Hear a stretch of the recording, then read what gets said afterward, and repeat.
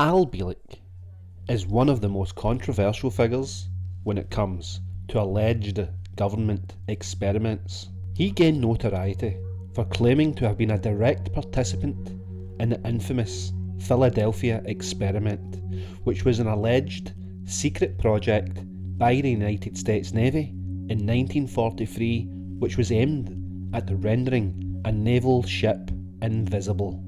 According to Bielek, this experiment led to unforeseen and catastrophic consequences, including time travel and interdimensional teleportation. His claims, detailed in various interviews and public appearances, they're fascinated, but both fascination and bewilderment has been a source for decades. What exactly did Bielek allege, and is there any truth to this extraordinary story? The Philadelphia experiment.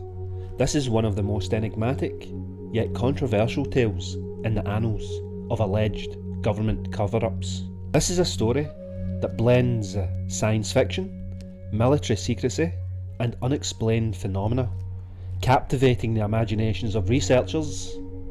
At its core, the Philadelphia experiment revolves around the alleged disappearance of the USS Eldridge, which was a US Navy destroyer escort, during a secret military experiment in 1943. This experiment purportedly aimed at achieving radar invisibility or even teleportation. This has become a cornerstone of modern folklore, and it raises questions about the boundaries of science, the ethics of military experimentation, and the fate of the sailors involved. The story of the Philadelphia experiment first gained widespread attention in the 1950s. This was largely due to the efforts of Morris K. Jessup, who was an amateur astronomer and writer.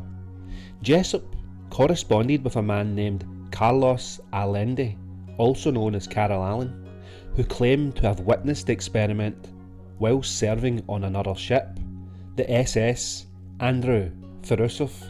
Allende's letters to Jessup described a secret Navy project conducted at the Philadelphia Naval Shipyard, where scientists allegedly sought to render the USS Eldridge invisible to enemy radar using advanced electromagnetic fields. According to Allende, the Philadelphia experiment went far beyond its intended scope. Instead of merely achieving radar invisibility, the USS Eldridge allegedly vanished from the Philadelphia harbour entirely, teleporting amazingly to Norfolk in Virginia before reappearing moments later. Allende claimed that the ship's crew suffered horrifying consequences, including severe physical and psychological trauma, with a lot of sailors reportedly fused with the ship's structure or disappeared entirely. The details of the Philadelphia experiment, as recounted by Allende and later embellished by other researchers, this paints a chilling picture of scientific ambition gone awry. The experiment reportedly involved the use of powerful electromagnetic generators known as degaussers, which were intended to create a magnetic field around the ship. This field, in theory, would bend light and radar waves around the vessel, rendering it invisible. But the experiment produced unintended and catastrophic results. Witnesses claimed that the USS Eldridge was enveloped in a greenish fog before vanishing from sight altogether. And when it reappeared, the ship's crew were said to be in a state of disarray. Some sailors were found embedded in the ship's bulkheads, while others suffered from severe burns, mental instability, and complete amnesia. A few were even reported to have disappeared from time and space entirely, never to be seen again. And the most sensational claim is that the ship was not merely rendered invisible, but was temporarily transported through time and space, reappearing hundreds of miles away before returning to its original location. And it's this aspect of the story that has fueled speculation about the potential for time travel and interdimensional manipulation, though it remains firmly in the realm of speculation. So it seems that the Philadelphia experiment was an attempt to develop stealth technology, but instead transported the ship through time altogether. This suggests that the USS Eldridge teleported from Philadelphia to Norfolk in Virginia and back again within 10 minutes. Some accounts claim that the sailors on aboard the ship suffered horrific consequences, including being fused with the metal of the vessel itself. Bielek, he claims to have recovered suppressed memories of the event in the 1980s. He asserted that he and his brother Duncan Cameron were aboard the USS Eldridge during the Philadelphia experiment. According to Bielek, when the experiment went awry, he and Duncan jumped off the ship to escape, only to find themselves transported through time and space. And they allegedly landed at Montauk Air Force Station in the year 1983, where they were intercepted by government officials involved in another clandestine project known as the Montauk Project, an alleged continuation of the Philadelphia experiment focused on time travel and mind control. In numerous interviews, Bielek described in detail how he was recruited into secret government operations following the Philadelphia experiment. He alleged that the US government had developed advanced technologies allowing for time travel, teleportation and interdimensional travel. Bielek said that he personally visited various future timelines that included the year 2749, where he spent 2 years before being sent back to the 20th century.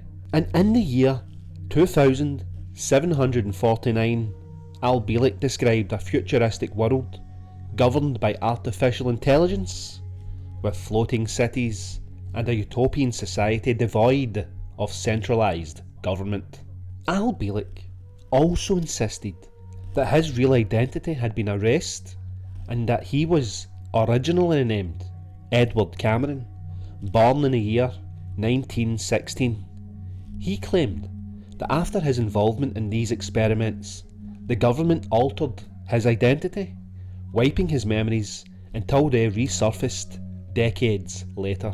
And he asserts that his experiences are proof of top secret government experiments that had been concealed from the public for many decades. Despite these claims, the United States Navy has repeatedly denied any involvement in such experiments, dismissing the stories as myths and misunderstandings.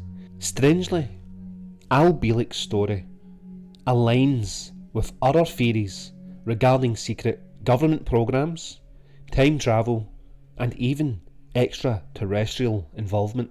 His detailed descriptions of future societies, government cover-ups, and hidden technology continue to fuel speculation among those who believe in suppressed knowledge and secret experiments conducted beyond public scrutiny. And despite its dubious origins, the Philadelphia experiment has left an indelible mark in popular culture. It has inspired countless books, countless documentaries and films, and this includes the 1984 movie The Philadelphia Experiment, which brought the story to a wider audience. The tale continues to fascinate those intrigued by the possibilities of advanced technology, government secrecy, and the unknown. The story also serves as a cautionary tale about the dangers of unchecked scientific experimentation and the potential consequences of tampering with forces beyond human understanding. Whether viewed as a genuine mystery or an elaborate hoax, the Philadelphia experiment remains a compelling narrative that challenges our perceptions of reality and the limits of human ingenuity. But what do you guys think about this? Comments below. And as always, thank you for watching. Oh, and one more thing. Whether a product of Cold War era paranoia, a deliberate hoax, or a misunderstood historical event, the Philadelphia experiment remains a fascinating chapter in the history of unexplained phenomena, a reminder of the enduring allure of the mysterious and the unexplained. To do a complete history of what came to be known as the Philadelphia experiment, because it was not known by that name in the beginning, you have to go back to 1931, long before I was involved in it. In 1931, Nikola Tesla, Dr. John Hutchinson at the University of Chicago, and a staff physicist whose name I was given was Emil Kurtenauer, I did not know either of these other two people, became involved in what was a theoretical study of how do you make an object invisible. Now, I don't know how this came up, why it came up at that time, or whether it's strictly Tesla's idea, or whether it was a mutual idea kicked around, because at that time he did a lot of travel and he did go to the University of Chicago rather frequently. In any case, they did what we would today call a feasibility study, and how can you possibly do this sort of thing? And in the process of that feasibility study, of course, in 1933, Franklin Delano Roosevelt became elected President of the United States, 32nd President. And he called Tesla down to Washington to talk with him as his old friend, quite literally from World War I days, when in 1917 Tesla was invited to do work for the government, which he readily did. And he was separated at that point, as were many other engineers, from the old Marconi works, actually the North American Marconi Corporation, which was dissolved. In 1919, a new company was formed called RCA. Tesla became part of that, along with many other engineers who had been originally with the Marconi works. So he was holding down a position right through 1939 as an engineer, principal engineer, chief engineer, and in 1935 he became chief of engineering and research worldwide for RCA. But this is also during the period when he was doing a few other things. He was, unlike his biographer, John J. O'Neill, said, he was a recluse living in his little room in the Hotel New Yorker. He was anything but. So in this feasibility study, he was called to Washington to meet with Roosevelt again, my old friend Nikola, etc. What are you doing these days? And of course the subject of the study came up. Roosevelt made the suggestion to him after some discussion, I would like to have you continue this work. It sounds like it could be interesting as a possible military usage at some future date if it's successful. And I'll make you the director of this thing, and I'll see to it that you get some research money from the Navy. Roosevelt, of course, was a very strong Navy man and had all kinds of pull with the Navy Department. So they got money under the table, if you will, from Office of Naval Engineering to continue this research, and they moved it to a more convenient location, at least for Tesla as well as for other people, to the Institute of Advanced Study at Princeton, New Jersey, which had just opened its doors, so to speak, for business in 1933. There were 4 original people who signed on as full staff members. Dr. John, excuse me, let's see, we'll take it in order. There's Dr. Alexander, whom I know very little of. There's a Dr. Oswald Veblen. There was, of course, Albert Einstein. I'm sure everybody's heard of Albert Einstein. They all signed on in 1933, as well as my old mentor, John, what is his name?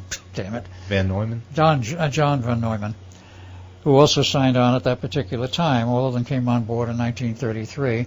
Tesla was not ever officially a member of that team, was not ever officially a member of the Institute. He was a consultant to the project, and as such came in and out, and they kept no file or record on him in terms of any of the work that he did.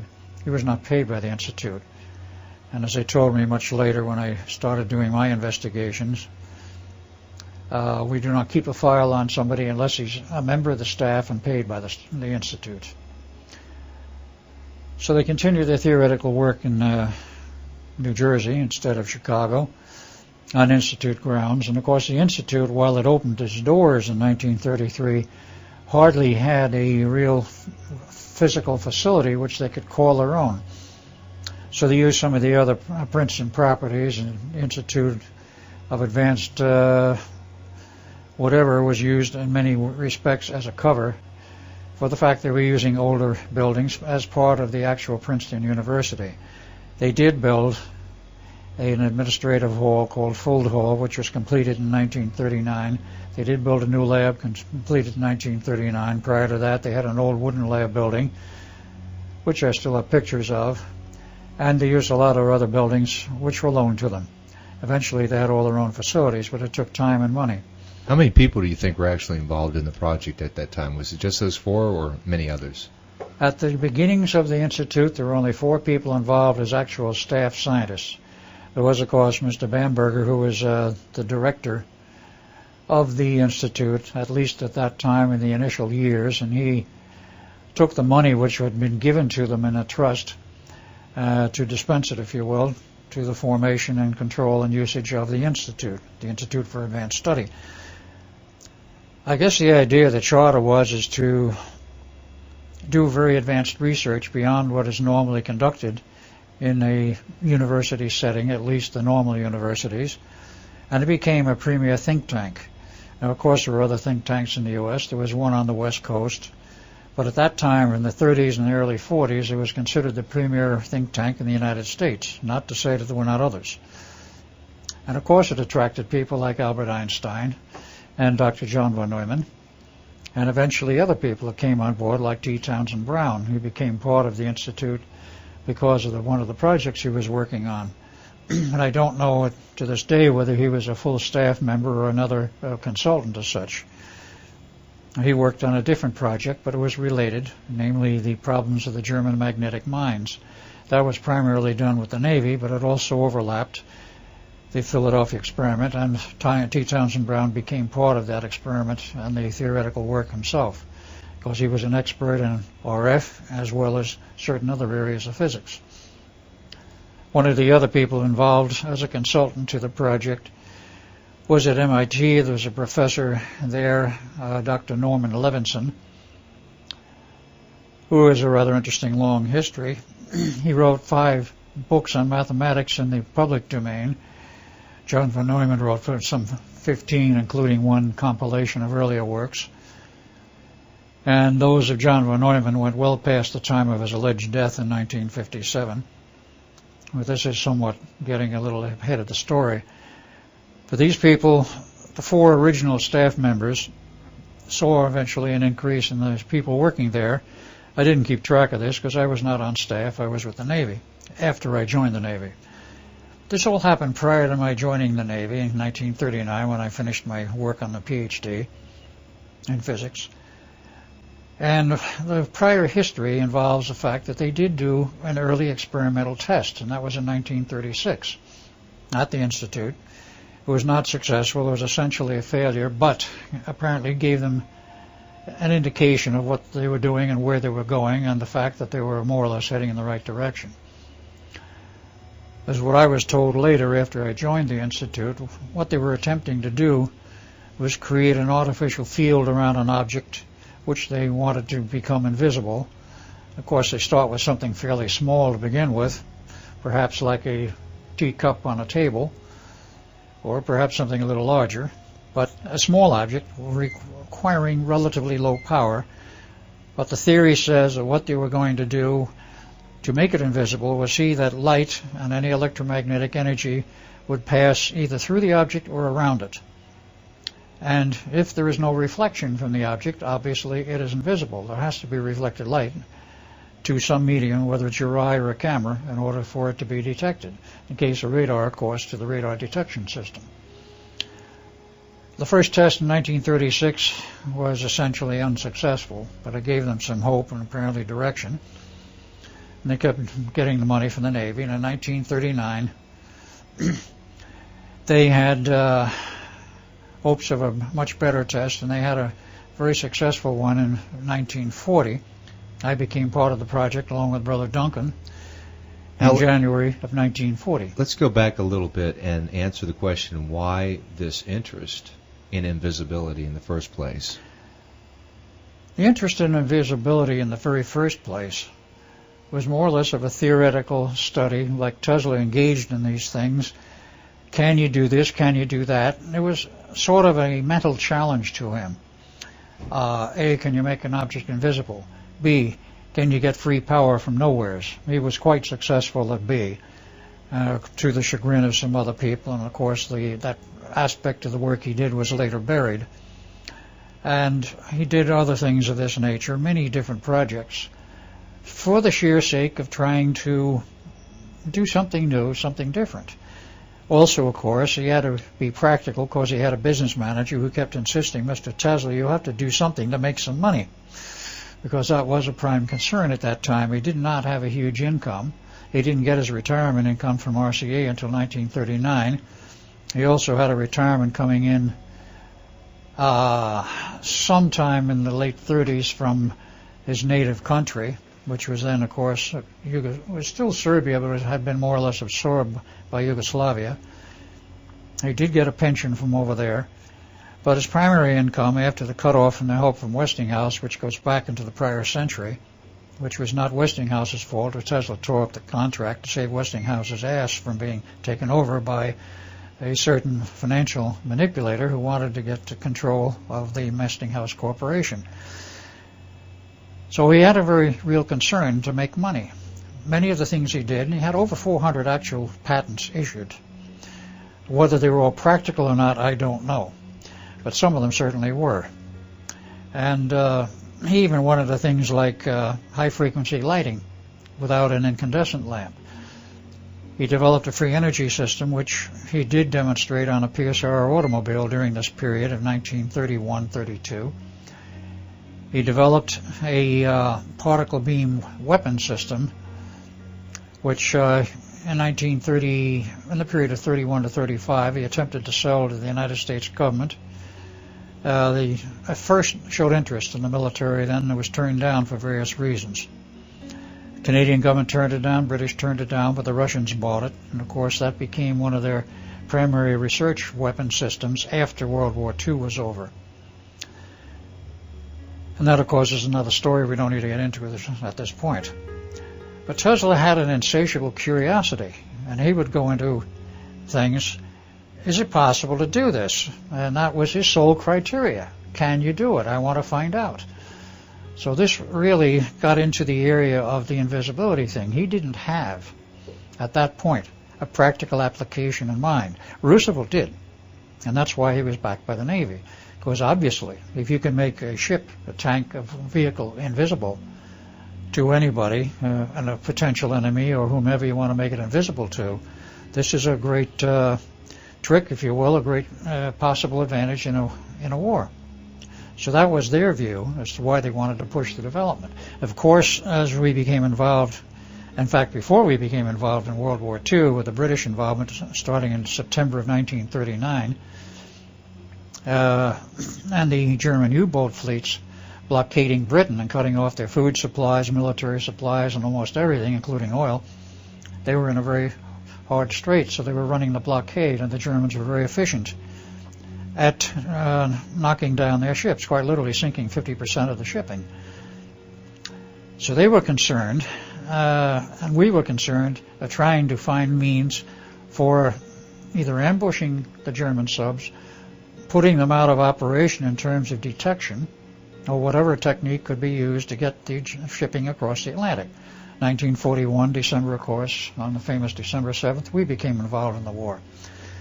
And then it became a much hotter issue because we started supplying a lot of supplies in our own ships across the Atlantic. And then we started feeling the pinch of the German U-boat fleets.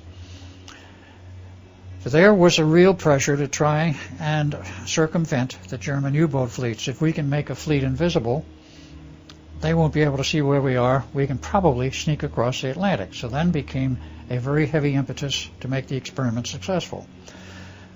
The first successful test was in September 1940, and it was a Navy ship, a small tender in the Brooklyn Navy Yard. It became totally invisible to sight and to a camera. They were not concerned with radar at that point because in 1940, at least so far as the U.S. Navy was concerned, it was still an experimental tool.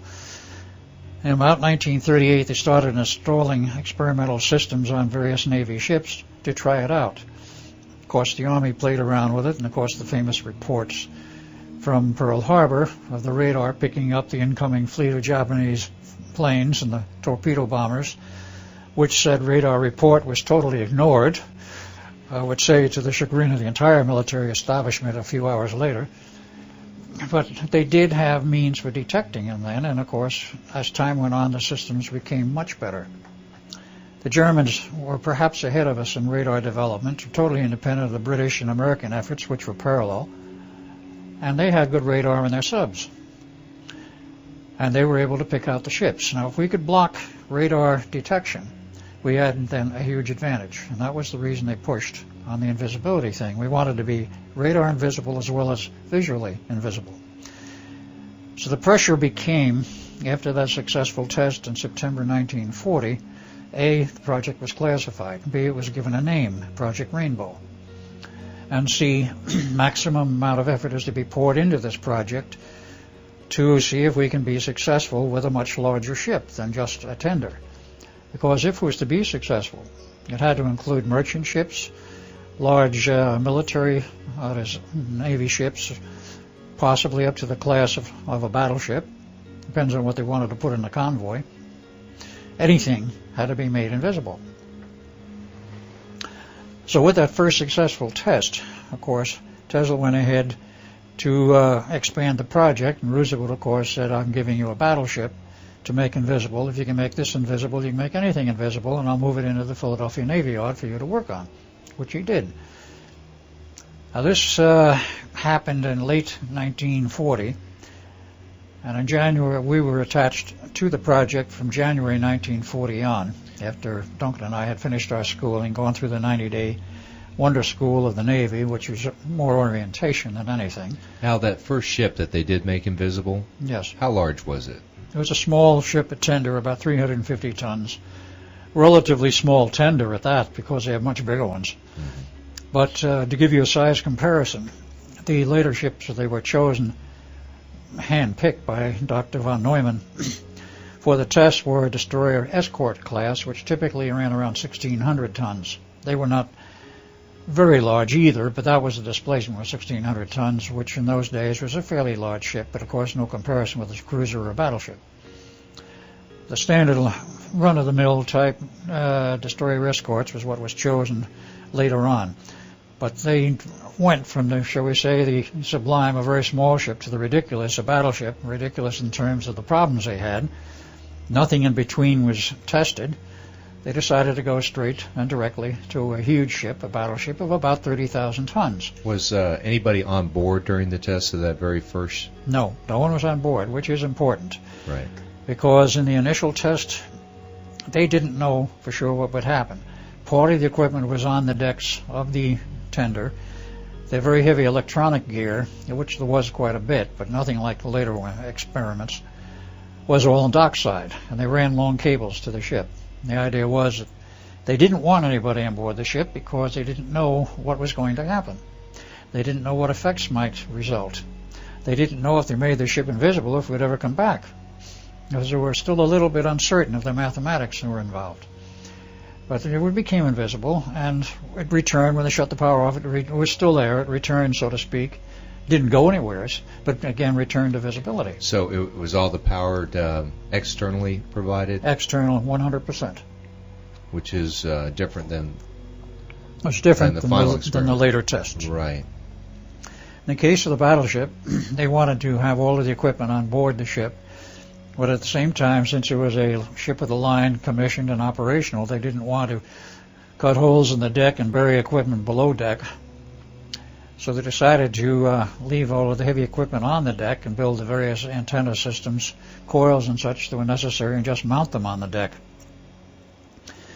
Tesla had to contend with the fact that they were going from a test of a 350-ton vehicle with relatively low power to many, many times the power, or an increase in mass of about 100-fold.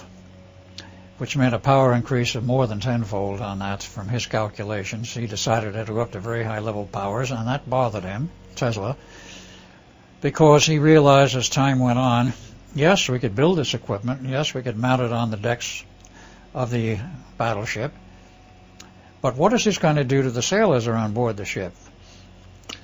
When was that decision made to actually put sailors on the ship?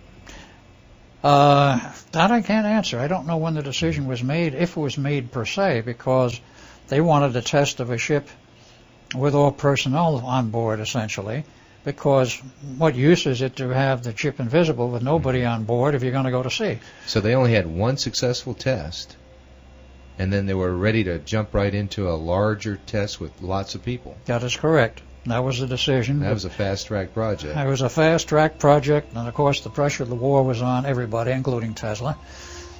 And of course, after 1939, he was free to devote much more time to the project because he was out of RCA. He still was not a staff member, but he spent a lot more time on the project. Now, in January 1941, the Navy moved Duncan and I out to sea on the USS Pennsylvania, and we floated around at sea for quite a period of time, and eventually the Pennsylvania came into Pearl Harbor for overhaul, and that was in October of 1941. We took leave to San Francisco, and on December 5th, our orders were cut for return to Pearl Harbor on the 5th, because that's where the Pennsylvania was, and we were still attached to it. We had not been detached yet. And on the 5th of December, we're about to board a plane in San Francisco at Alameda Naval Air Station to fly back. And a captain says, your orders are canceled, as we were boarding the plane. We were taken to one of the upstairs room of the Naval Air Station, met Hal Bourne Sr., the man who was in charge of the tests, theoretically, and he was actually director of the whole Office of Naval Engineering. But he came down there and he interfered and said, we're not going to Pearl Harbor, so we were told this, and we told us this. He says, we don't want you going back to Pearl Harbor. We have reason to believe the Japanese are going to attack Pearl Harbor within 48 to 72 hours. You're too valuable to us. We don't want you there. Stay here in San Francisco. In January, you'll be returned to the project at the Institute of Advanced Study. So that came to pass. We went back there and found the preparations for the test of the battleship well underway, all kinds of equipment on the deck, some still on the dockside. Wait, how did you get from San Francisco to Philadelphia? Now, that was by normal means. If I remember right, we went by train. Okay, so you had orders in yes, San we had Francisco. Orders in San Francisco. We were on orders for the ship that we had been attached to, namely the Pennsylvania, to remain with it until January of 1943. And we were told to honor those orders by being attached to it in the sense that the home base or operating base for the Pennsylvania was San Francisco, so we were at the home base. So was that the first time when you made this trip that you had ever known about this Philadelphia experiment or Project Rainbow? I'm not sure I follow you. Okay, when you went from San Francisco to Philadelphia. No, we had already been part of the project. You had already been there, okay. Oh yeah, we had already been part of the project, but we were being returned to it. And they were supposedly near completion of the preparations for the test of the battleship. Well, on your initial phase, when you were initially part of it, in what role, what capacity did you serve? First, in the period from the beginning of 1940 through the summer, we spent 3 months in orientation with John von Neumann. Literally brought us up to speed on what they were doing, all the theory they were working with there, which was not taught us in the textbooks or where I was at Harvard, nor to Duncan at the University of Edinburgh. It was far ahead of what was in the books and far ahead of what was considered the normal physics theory, because they were dealing with things like multiple realities, time fields, and all of the related math, including quantum physics, as well as, unknown, of course, to us prior to that, the fact that Einstein had completed his unified field theory, and it was highly classified, but was available to us there working on that project. Plus some other weird stuff thrown in by Dr. Levinson out of MIT on his time equations and the time matrix and all the related stuff. So we were brought up to speed in about 3 months to understand the math, but it took actually more than that for us to really comprehend what it was we were involved in. We had no idea when we joined the Institute. We were given orders literally to go there after we finished our training at the, so to speak, the 90-day Wonder School. We had no idea what was involved, what we were going to be doing at the Institute of Advanced Study till after we were there, and they told us. They didn't tell us in advance. I'm quite certain Father knew because of his, as we found, or I found out much later, after all of this period was over, that Father was involved with intelligence out of the Pentagon and probably helped set this up. That's my assumption. I can't prove it, but I think it's reasonable, because why should two junior grade officers who had PhDs suddenly be assigned to an Institute of Advanced Study when that's not a normal place to find naval officers? But there we were. And for that matter, of course, after that, when the Navy took over the project, that became another story. There were personnel running back and forth from the headquarters of the operation in the Philadelphia Navy Yard, which was set up. But up to that point of the successful test in September 1940, we made what contributions we could, mostly learn what was going on, and occasionally help with moving equipment, testing equipment, setting things up, but most primarily observe what was going on, understand the theoretical background, and make monthly reports. The Navy wanted detailed monthly reports on the theory and everything and what was happening, how it was being implemented. And, of course, this says at the bottom line, they wanted to know what their money was being spent for and how it was being spent. So that was your job? That was our job. You and Duncan to write the reports? And right. But we were being groomed for something else in the future, which we didn't know about at that point. Eventually, with a successful system aboard a ship, somebody has to run it. And they didn't want a bunch of sailors running it, and they didn't want an ordinary officer running it who didn't understand the theory. Because not only were you entrusted with this equipment and the ship, if it became a fully successful operation, you also had to know, because of the theory that was involved, that you ran the equipment rather carefully and followed certain guidelines. Otherwise, you could find yourself dropping out of time altogether. Because what we were doing was creating an artificial time zone, if you would, and it is not that we were pushing ourselves out of the normal time flow. We were doing what you might call a phase shift number, wherein we were rotating partially out of the normal time field in that local area encompassing the ship, the fields around the ship doing this. And the object was that when you rotated far enough phase-wise, all the electromagnetic energy from outside, namely light or radar, would literally wrap itself around the ship and you never pick anything up. If it wraps around the ship, you don't see it. And that was the object. But you had to know exactly where to control the equipment at what point, and you had to know something about the characteristics of the ship, which says you ought to be trained to the job. Nobody could just come in and push a couple of buttons and turn a couple of knobs and expect everything to run right. How did you get your training then? That came on after September of 1940, when we were trained to the project. They started the training when the Navy pulled us out, and it was understood we would be coming back, which we did, of course, in January 42. And at that point, we became involved with Tesla quite heavily because he was proceeding towards the test date, which had been set for March. But he also was very upset and concerned about the fact that the amount of power required to make a battleship invisible was going to be quite sufficient, he thought, to, at close range, literally fry the brains of the sailors and possibly kill them. It was a very valid consideration because the amount of power they're using was up in the megawatt region, and nobody had any prior history of this, but if anybody could anticipate what might happen, Tesla was perhaps the best man around to anticipate the possible problems.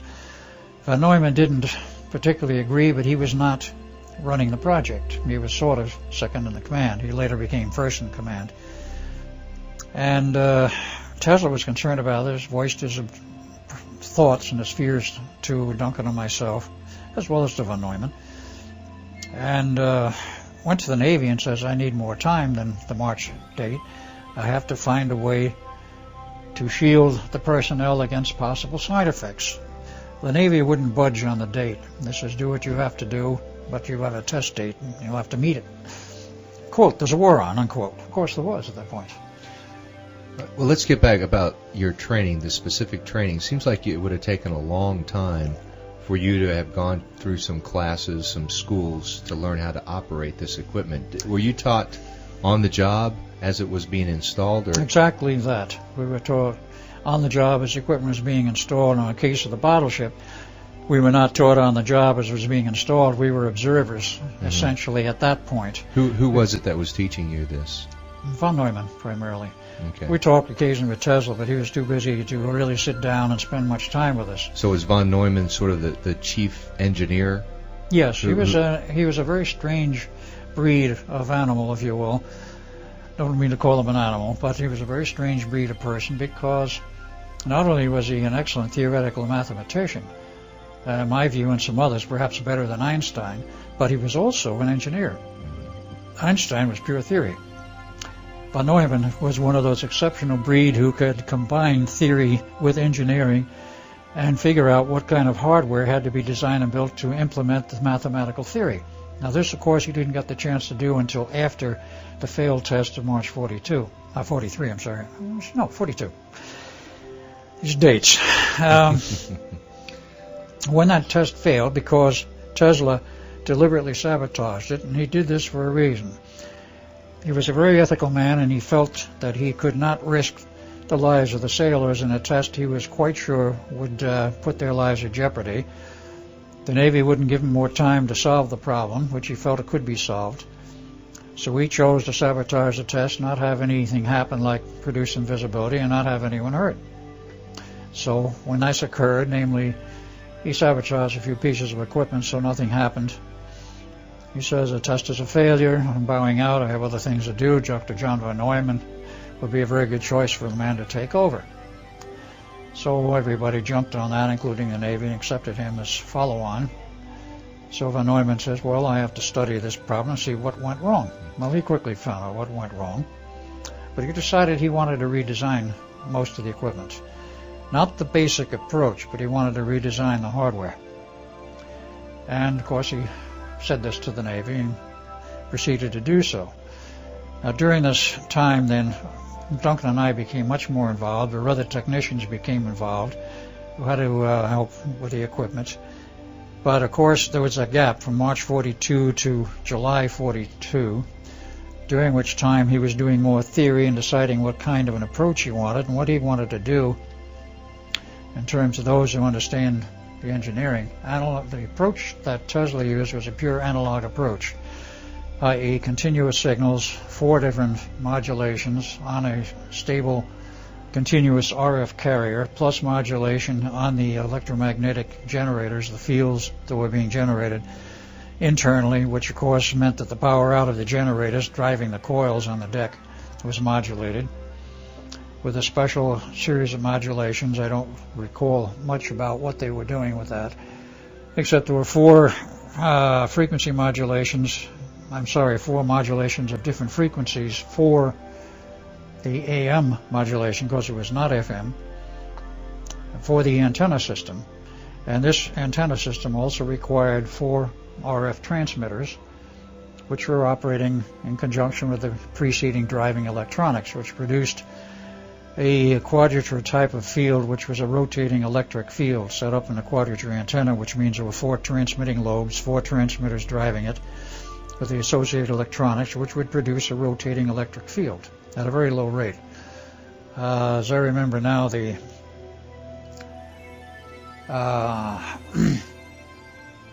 electric field was rotating at pi radians per second, which says 1/2 hertz. Frequency, which is to say it would take 2 seconds for the electric field to do a full 360 rotation. The magnetic field was rotating at half that frequency, pi over 2 radians per second.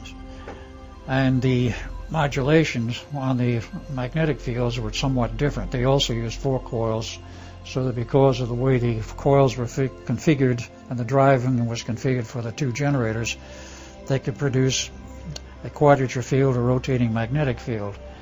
The modulations are what determined the fact that you interlocked with the electric field and the magnetic field in a certain manner so that by generating those two artificially, you locked in with the gravity field. Physically, how large was this equipment that was on the ship? In terms of which? The battleship, or in terms of the... On the battleship, yeah. Was it quite significant? Covered most of the forward deck. Most of the forward deck? Yes. What about the back? Nothing on the back deck. It was just all on the forward deck? It's all on the forward deck, and of course they had to put an antenna on the up top, the highest mast, and they had to have 4 coils which were arranged symmetrically around the high antenna. How large were these coils physically? They were essentially the same coils they used later on the Eldridge. They stood about 7 feet high. They were wound as a single turn coil, copper tubing, about 1 3/4 in diameter, hollow, liquid cooled, because we were pumping enormous amounts of power through them. And the interesting part about this coil, it was tapered as a conical coil. See, Tesla had a very strange quirk on a lot of things. He liked to design transformers even, which were wound not the way we do them today, but tapered, a sort of a tapered conical coil. He said they were more efficient, and I believe there is mathematics today to back that up. But the coil on the deck was conically wound, so it was perhaps not more than a turn that size at the top, let's say about 6 inches. When it got down to the bottom, the single turn, if you will, which is a spiral, was about 3, if I remember correctly, about 3.5 feet broad, and had 1 feed connection on the bottom end and 1 feed connection on the top through the center. And of course there were 4 of these coils. As I remember, counterclockwise wound, depends on your reference point, of course, and of course they were fed individually by 4 sets of cables. So those coils were quite large, and eventually because he used analog, this is another interesting fine engineering point, analog driving, there was no ringing problem, so there was no ringing dampening required on those coils. When it was switched to the von Neumann approach later, they had to put damping or anti-ringing coils on the top of the coils, which were literally bodily moved over to the Eldridge. They used the same coils. But the generators they used, as I recall, all of that stuff was mounted on the decks of the battleship. Some of it was on the dock side. If I remember right, they had a diesel electric generator. That was dock side. The large generators, I'm not even sure how they arranged those now, because it was not the same configuration as they later used on the Eldridge. The Eldridge, you were able to design the ship for everything being built in the interior. But they had the 2 large generators. They somehow managed to synchronize them. At least they claimed they did. We never really proved whether they were synchronized or not, because the whole test was sabotaged. In the new approach, von Neumann wanted to use a digital, if I may borrow that term, a pulsed approach would be the more correct approach, but the more correct terminology, in which he had a 10% duty cycle, 10% on, 90% off, and he wanted to pulse it with very high power. He increased the size of the transmitters from approximately a 0.5 megawatt output each of the RF variety, that is 4 of them at 0.5 megawatt, to 4 of them at about 2 megawatts output, operating in essentially the same frequencies, 160 megahertz region, and of course with the modulation on that. Now I raised the question, remember this, I didn't think it was possible to generate that amount of power in the period around 1942-43 with the equipment then available. Well, it turns out, doing some research, as I ran across a book on the early radar systems for the Navy, they were generating tens of kilowatts and up to 100 kilowatts at frequencies up to 300 and 400 megahertz in 1940-41. The equipment existed, but it was not available to the civilian sector, we'll put it that way. What they built for the military was always years ahead of what the civilian sector gets, and that held true for this. The magnetic aspects, of course, was quite standard, except the generators they finally built for the Eldridge, or DE-173 as it was known before they dubbed the name on it, were quite special in design. Each had 5 field coils. That's rather odd, and I don't know why von Neumann chose to have 5 field coils, and they had 2 generators which had to be driven by the same motor set, not generator set, they were the generators. 750 horsepower electric motor, huge gear boxes, right angle drive. They mounted the generators vertically, that is, the shafts were vertical. Shafts were about 8 inches in diameter, which they were monsters. The things were very heavy. They wanted the mass in there, the mass inertia, because you can pull out of that mass inertia enormous amounts of stored energy. And when they were pulsing the system the way he was, you had to use the mass inertia storage to get the additional electrical power out over the actual readings, which were 75 kVA each. So it became a very complex and interesting system. The 5 field coils on each one, the 10 total field coils, were driven with vacuum tubes. Now, was all the equipment on the Eldridge on the front of the ship as it was on the other No, ship? everything for the Eldridge was built underneath, below deck, Right. designed that way because what they did with the Eldridge, or shall I say DE-173, the one that was built for these tests was built in the Brooklyn Navy Yard, well ahead of the one of record, which is in the official Navy records, the 173 DE-173 named Eldridge, which was launched in July 43 and commissioned on September 27th or 28th of 43. That's the official record for the official Eldridge. The unofficial Eldridge, the one they used in these tests, which was given the same number and the same name, was built during the summer of 1942. That is the hull. In the summer of 1942, at the Brooklyn Navy Yard, was when the hull was finished, was launched about September of 42, moved to the Philadelphia Navy Yard, was towed over, put in dry dock, and they finished all of the rest of the work in dry dock, which meant all of the heavy interior machinery, drive systems, the ship's electric generator systems, a special diesel electric generator for this system, which was 8 megawatts. Quite a big monster. They couldn't put that on deck. So nothing was on deck during the Nothing testing. was on So deck it for looked the like new a ship. normal ship. It was like appear to be and look like a normal ship. And this is the way they wanted to build them, but of course this was the first one and the first of the series they hoped.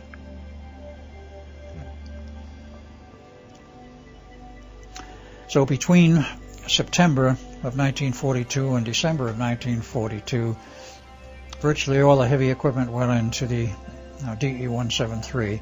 It was still in dry dock.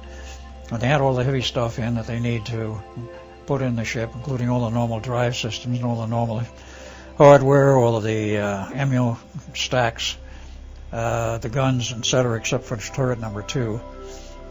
That remained a dummy. There was a hole there, and they put a dummy turret on it later. When they got all the heavy stuff in, they took it out of dry dock, towed it over to the section in the back where they put in the rest of the electronics. That went on from January of 43 up through the period of June 43. Now, as Duncan and I had been selected, if you will, for these tests and for the whole project, von Neumann decided during the summer of 1942 that what we really need, and the Navy fully agreed with him, is a specially selected test crew to be on this ship for these tests. Specially cleared, special aptitudes, etc., etc. They went throughout the whole Navy for over 3 months to get candidates they could select when they were properly selected, which included physiological testing and apparently genetic testing. For what reason, I don't know. They went through a 90-day school also, which my father, and then, of course, during World War II, working as a volunteer for the Coast Guard, trained them in a Coast Guard facility. When that was done, with pictures made of the graduating class, some 33 of them, and they were moved to the Philadelphia Navy Yard. Now, you have this picture on the CD, correct? Yes, I have it. Okay. And I'm going to take a trip.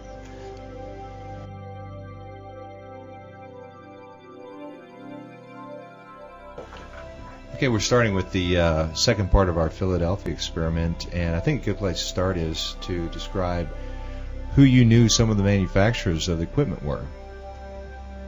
Okay. Since originally it was a Tesla project, one has to look a little bit at the background of Tesla in order to understand why he leaned rather heavily towards Westinghouse for all of the generators and motors and such. If you go back a little bit in his history, of course, it was George Westinghouse that first set him up in terms of the patents that Tesla had for the AC motors and generators, which Westinghouse built. Westinghouse held the 20 patents and, of course, paid huge royalties to Tesla until Tesla tore up the agreement to save Mr. Westinghouse's neck. So he always had a strong favorable leaning towards Westinghouse and Westinghouse equipment.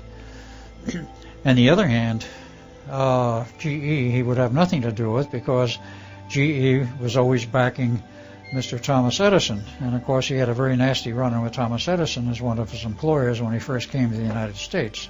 Edison welched on an agreement to pay him $50,000 bonus if he would finish a project in time, and that project happened to be stopping the arcing of brushes in DC motors, which Edison was building then through various organizations.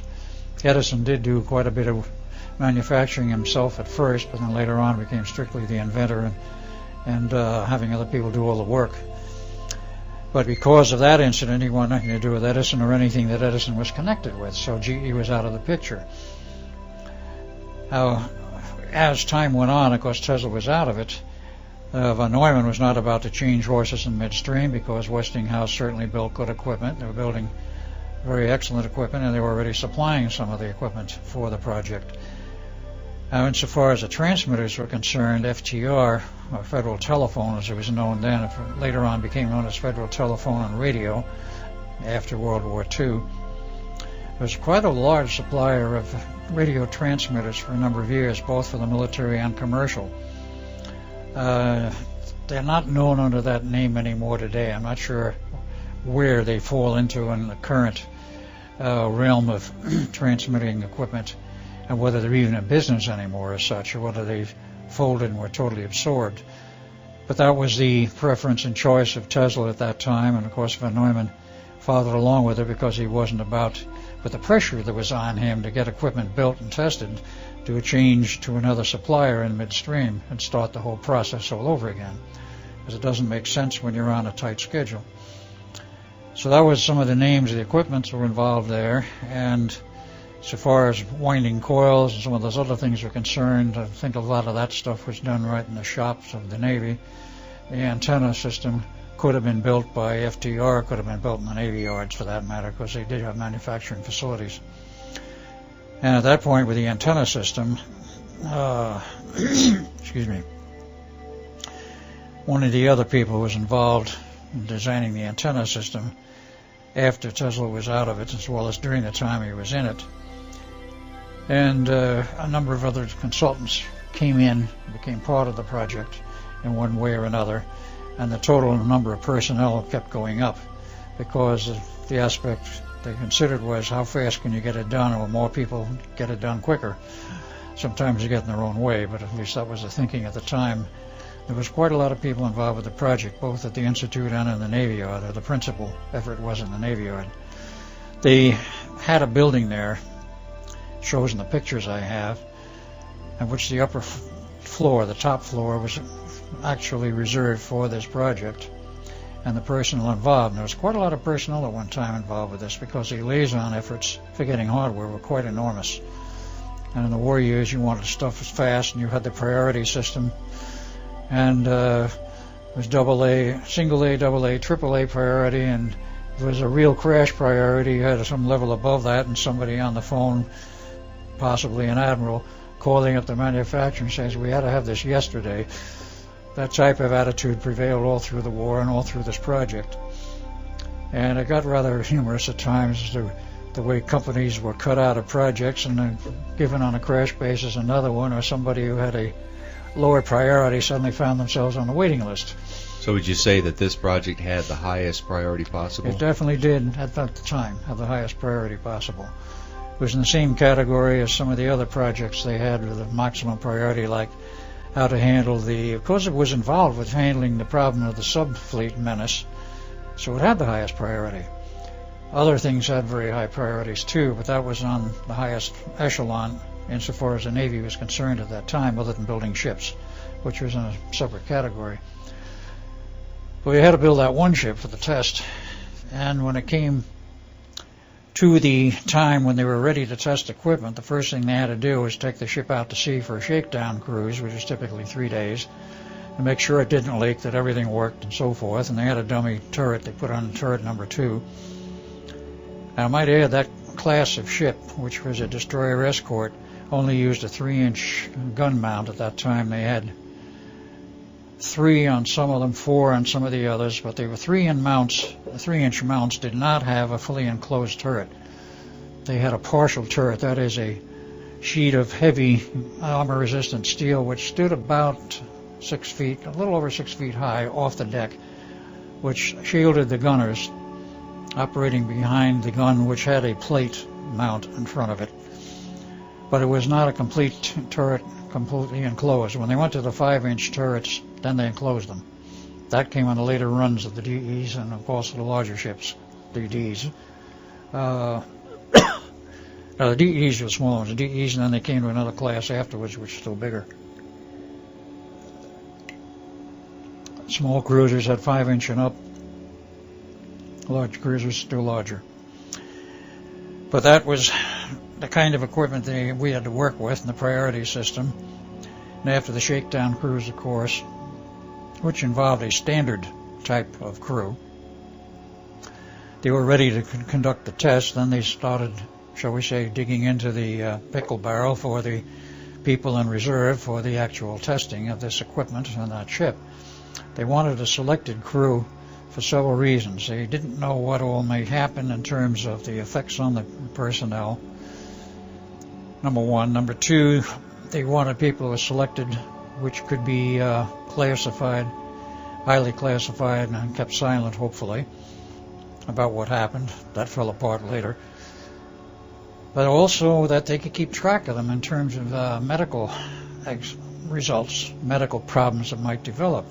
That was where Oscar Schneider came in, who was the naval officer in charge of the whole medical aspects of the tests. Excuse me, Oscar Otto Schneider, Captain USN, originally in the German Navy, but that was a story that only came out much later, just before his death.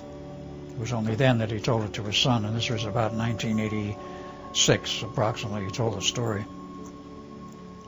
He was a U-boat commander, wasn't he? He was a U-boat commander originally, captured by the French about 1940, turned over to the Third Army, and then certain negotiations took place, which I've never gotten completely to the bottom of, but the U.S. Navy wanted him, and they brought him in, made him a medical officer for cover.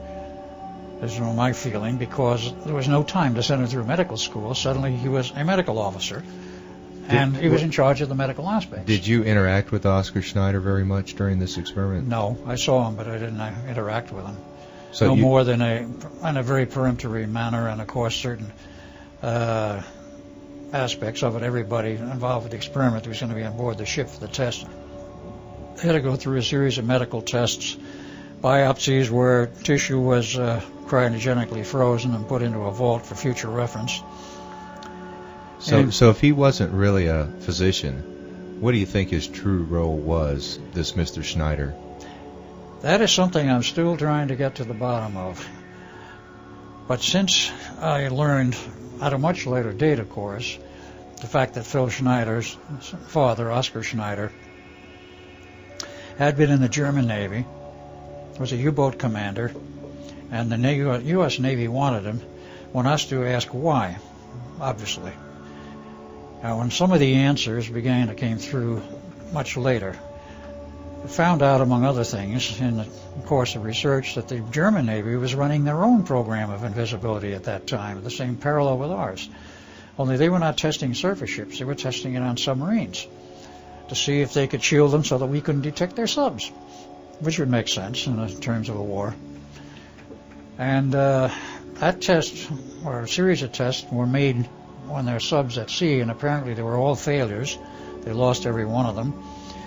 But during the process of the earlier phases of the test, there was a liaison between the United States government officials, certain ones, and the German Navy. How this was handled, I do not know, but I do know later it turned out that somebody I met, and the whole story came out, that he was in the German Navy at that time and was actually detailed to come over to the United States, meet with personnel involved with the experiment, namely myself, at Montauk Point, and when he would literally come in on a German sub, park out there off the point. They would bring him in by boat. There would be an exchange of information, and he would go back to Germany. And I was apparently authorized and ordered to give him an exchange of information. Don't ask me why. But this went on to a certain point, and it stopped. We know later, of course, that the Germans failed utterly in their testing, and they lost every sub they turned the equipment on with. They were missing something, which apparently we hoped that we had, namely the magic formula to make it work. But that was one of the strange aspects, because there was that liaison going on, and that says something else. Since I've examined all of the effects that were available after Oscar's death through his son, and after his son's death, I inherited some of the books, and some of the books involved notebooks written by Oscar Schneider. I don't know when he wrote them or where he wrote them, whether it was in the U.S. or in Germany before he came into the U.S., but they detailed a lot of highly technical stuff, mathematics, and he was apparently working on the borders of, or in some manner was involved with the invisibility experiments of the Germans. That is the only thing I can see as the reason why the United States Navy would jump at the chance to get him. Otherwise, he was just a German sub-commander. Why would the U.S. Navy want a German sub-commander in the U.S. Navy? Yeah, but then why position him as a physician? Possibly to cover up other aspects. I'm only guessing Hard at this to point, tell, isn't it? because I Okay. don't know. So you just briefly saw Oscar Schneider from a peripheral Right. point. And as playing his role as a physician. Now, later on, his career, and he told this to his son, and I got the information from Phil, about 1955 or 6, actually around 55, because he was still on the periphery of the experiment, still writing notes and letters regarding the Philadelphia experiment. He got fed up with the whole business, and he wanted out of the program. So he was transferred over to the nuclear sub-program, and he became part of that.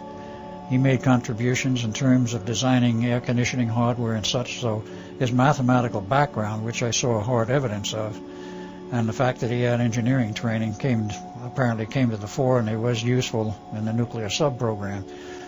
He was, of course, still an officer, a captain, and there's a picture of the launching of the first nuclear sub with him on the deck, along with a whole staff of officers who were apparently partly honorary and partly actually members of the crew. Because it was quite a celebration, if you will, when we built and launched our first nuclear sub. And he was part of that. So he had a long career in the Navy, and he finally retired. And he obviously was not just an MD, and nothing was ever mentioned again about him being an MD when he was working in the Navy and other projects later on. So I do think it was a cover, but I don't know the whole story. But it's a very interesting side issue. We're at the point where we introduced Oscar Schneider, right? As you just saw him as part of the experiment, and right? Then we'll move on from there. And I was asking about the equipment that you said there were several different manufacturers. Yeah, I don't remember specifically any other names. Any other names? Okay. No. Could you describe physically what, say, inside the ship, the control panel that you and Duncan operated? What did that look like? Actually, there's more than one. There was a primary panel, and there's a secondary one which controlled some of the settings on the auxiliary equipment. Were these huge panels? They weren't that large, actually. They were all stuck in the control room. And the control room was an appropriated room with other electronic equipment, in which part of the stacks of 6L6s, which drove the field coils of the two large generators, of course, 300 per coil, so there was actually 3,000 6L6s scattered around in racks all over, partly in that room, partly in a subsection on a lower deck in the ship. There was other equipment which was involved with the generating the RF frequencies and the RF modulation. There was a master control panel for the timing, for the pulse generators and such. There was a special pulse generator used. There was also another strange piece of equipment which was hidden on that rack. That was what we call the zero-time reference generator.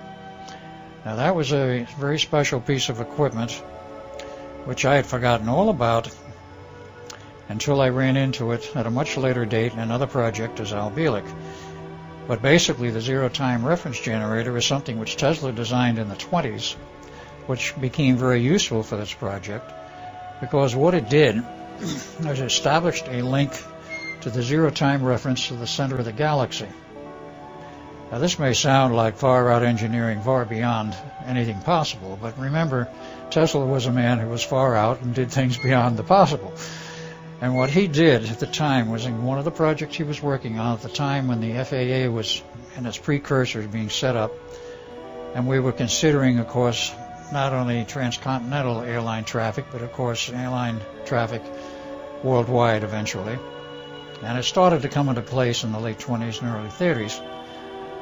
They had to have a navigational system for all of the available shall we say, navigational channels, if you want to call them that, the navigational routes, wherein a plane could go from the area of one transmitting system into the next transmitting system into the next, and not have a problem with the phasing of the signals. This was a problem which was dumped in Tesla's lap. How do you design a master oscillator and a master frequency control system so that all of the systems around the world will all be operating in total unison and totally synchronized? That was a major problem. I would say today you use phase-locked oscillator systems, and of course you can do it via satellite, link them all together so that they're all phase-locked to each other. There was no way of doing that at that time. Not that they couldn't design a phase-lock oscillator, but we were talking about synchronizing systems around the planet, which nobody had a concept of how the blazes you're going to do it. Hey, Tesla, maybe you can solve this one for us. And he did.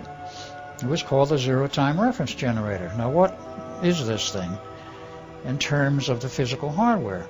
It is something which is very hard to explain. I've had units in my hands. I still use them, and because later on I found them still being used. The FAA was still using them in the 60s. They're probably still using them today.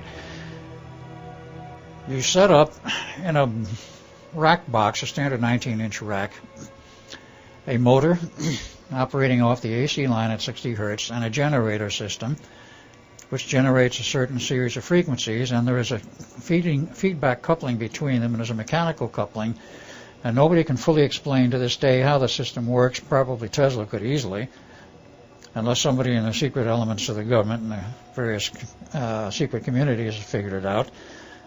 At a certain point, the motor and generator system lock together.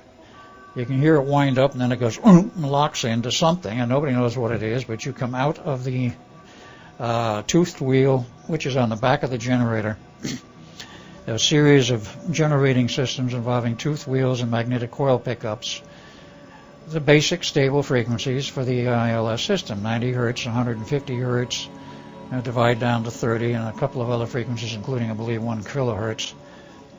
These things, these frequencies, are an absolute phase lock from every system that exists around the planet, no matter where it's physically located. And there's no electrical connection between the physical location of one transmitter to the next transmitter. They're locked to what is called the zero-time reference of the entire galaxy.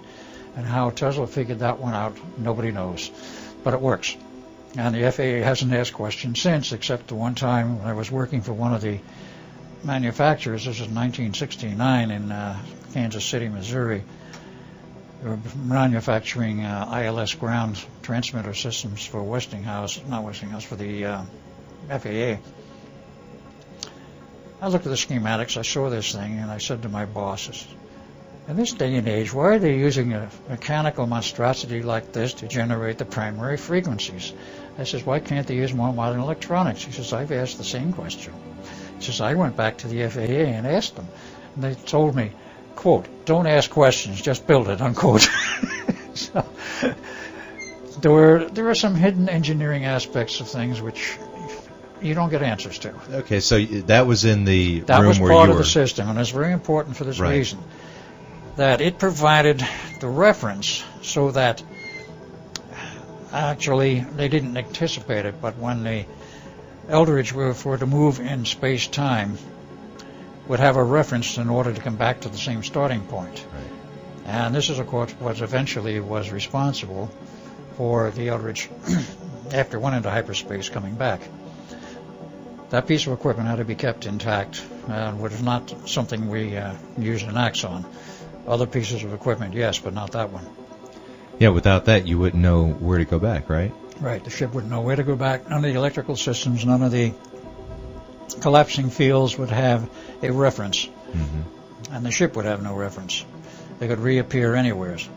Anywheres meaning Anywheres, any time? Any time, any little physical location. Any dimension? Any dimension, anything. That was one of the key elements involved with this, and one of the strange aspects I'll get into later, of why the Eldridge locked up with the Montauk project is also involved with that particular key piece of equipment, the zero-time reference generator. That was key to a lot of problems as well as solutions. But in any case, that was part of the equipment that was buried down there. There were racks of equipment. There were the two huge generators. They had to be synchronized, and they couldn't do this mechanically. And there was another man brought in who was in the Navy at the time, but apparently an electrical engineering expert. He designed a system to electrically synchronize the two generators so that they would be in exact phase relationship to each other, so that the 5 coils in one and the 5 coils in the other would produce the appropriate frequencies totally phase locked to each other, so you didn't have any drifting phase between two sets of coils and the other two sets of coils. So that was another major element. There's a lot of hardware that had to be all tied together and work together. And all of the modulating systems, I don't remember the details on most of those now. But the very large equipment, I do remember fairly well. Did you oversee any of the actual building and installation of this equipment into the ship, or when you and Duncan arrived, had it already been assembled? No, we saw it being installed in the Eldridge because we were there at the time that all of that was ongoing. That started in the... Actually, it was about January of '43 when it started, and we were a major part of the project then. And when it came to installing the equipment on the earlier sabotage test in the battleship, no, we did not see the installation. It was all there when we arrived back. So beside Dr. Van Neumann and Oscar Schneider, were there any interesting characters assigned to this project that you know about?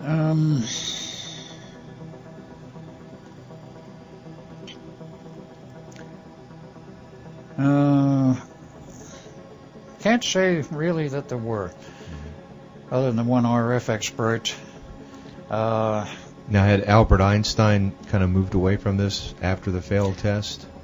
Well, he was never directly involved with the engineering of this test and of the equipment. He was in He the was theory. a consultant. Okay. And he was involved in the theory. He was concerned with some of the hardware which was carried daily on board and off the ship. There's a certain key piece of equipment. I'm not sure now what that was. There was actually a photo of that somewhere in the archives.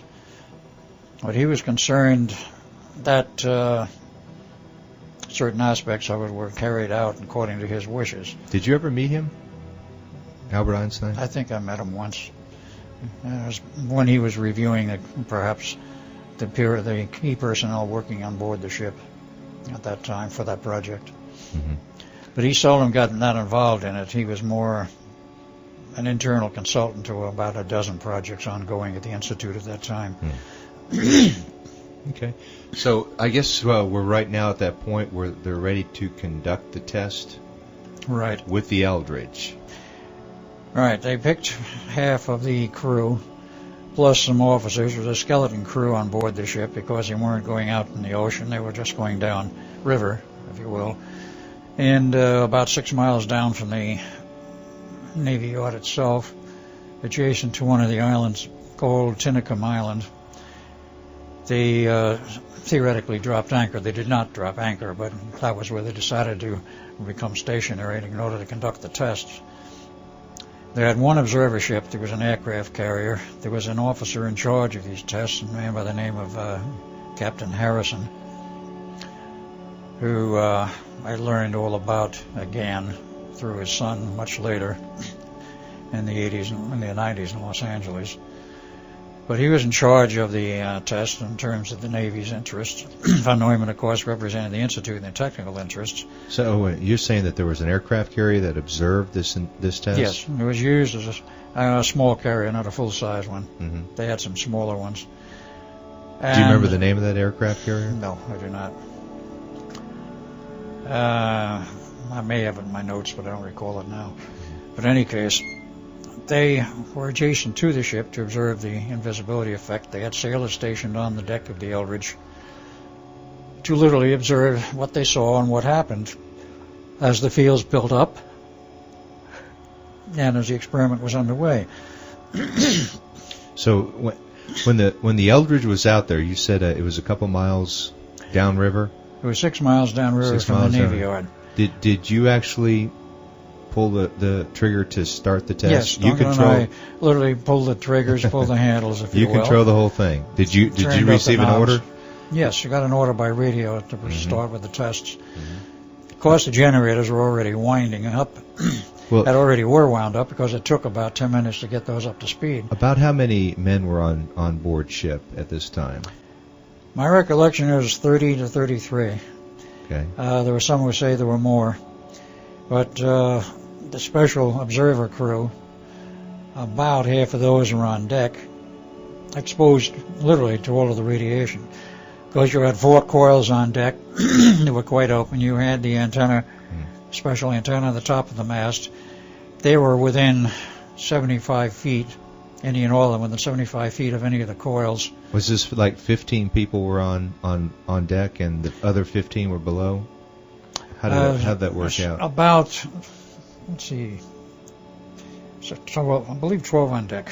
12 on deck and the rest below deck? Below deck, doing the various things you had to do to run the ship, keeping the power equipment running, doing the controls from the captain up in his helm to run the ship, to control the power, etc., steering, etc. And then you and Duncan there at the control panel. And the control panel behind a steel bulkhead door in a special section which had been set aside for control of the equipment. Mm-hmm. So you get the order to flip the switch, and then what happens? Well, we turn up the drives because the generators were running, but they weren't being fed any power in the field coils to drive them.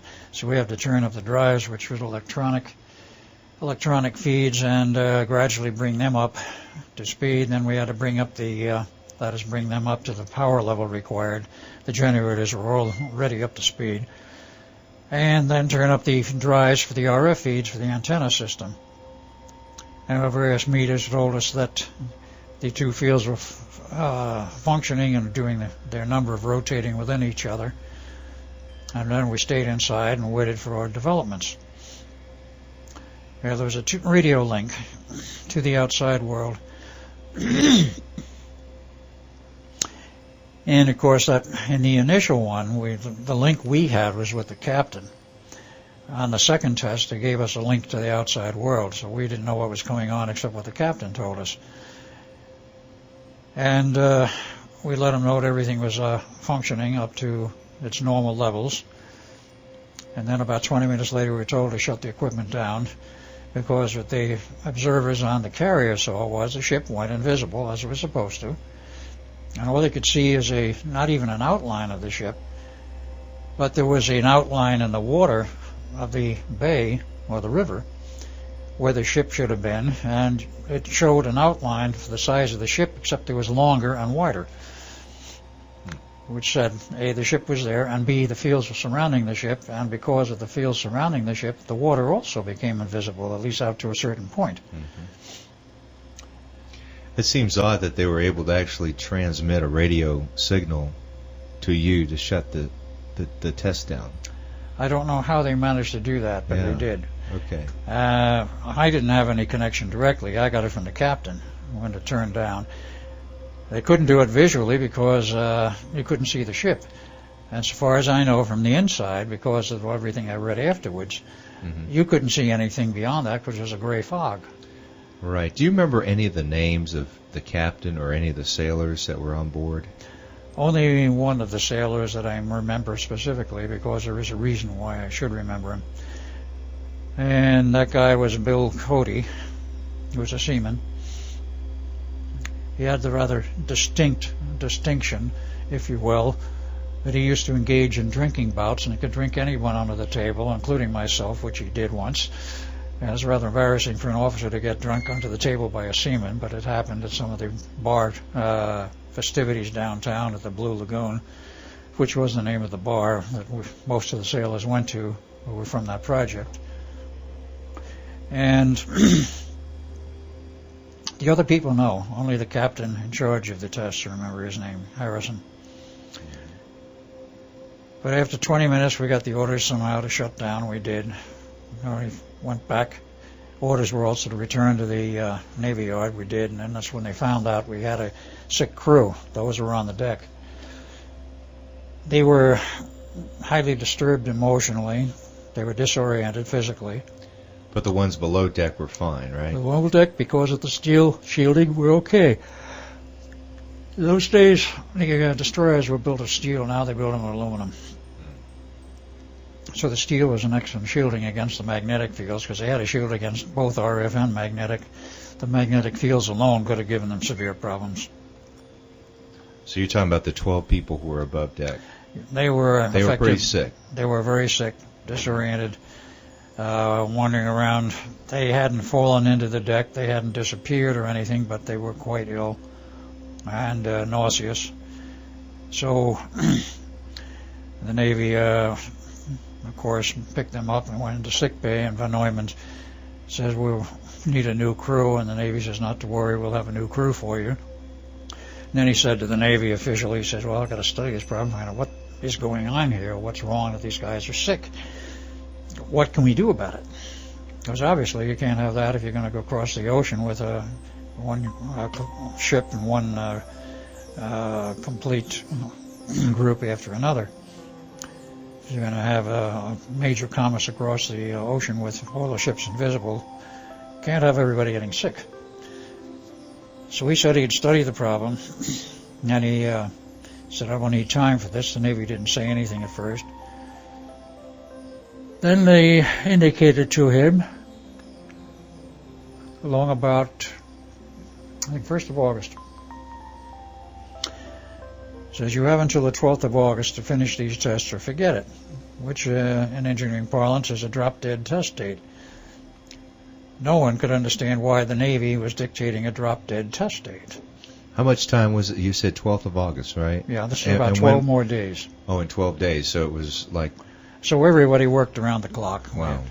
And they did so, yes, we don't want optical invisibility, only radar invisibility. If you can change that so we only have radar invisibility and not optical invisibility, we would prefer this, because in those days you had no low-range shore or all the navigational systems we have today. It's questionable whether they would have worked under those conditions too, but in any case, we don't want the ships to be invisible, because at night in a convoy we could have one ship ramming another. Yeah, but you were so far along. I mean, this system was designed to give you invisibility. Right. And how could you in 12 days have any chance of changing any of the engineering around so that all you could do is have optical or radar invisibility? Von Neumann said it was no problem to do this. You just backtrack slightly on how far you carry this in terms of the phase differential field in relation to the main field. Mm-hmm. And he apparently was successful in doing that, as subsequent results showed. Okay, about the 9th of August, everybody started to get a queasy feeling in the pit of their stomach that something was very, very wrong. Nobody had any idea what. But many people, virtually, not in the entire crew, but virtually the entire crew, felt very uneasy. As I recall, von Neumann didn't. The other officers didn't, but I did and Duncan did. It would only be another 3 days before we found out there was really something radically wrong. But it was not with our equipment. Comes the 12th of August, of course. We go again back down to the first test site. We're very close to it.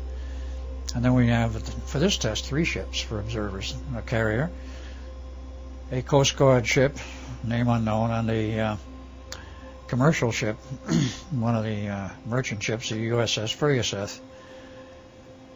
And, of course, the various observing people on board them.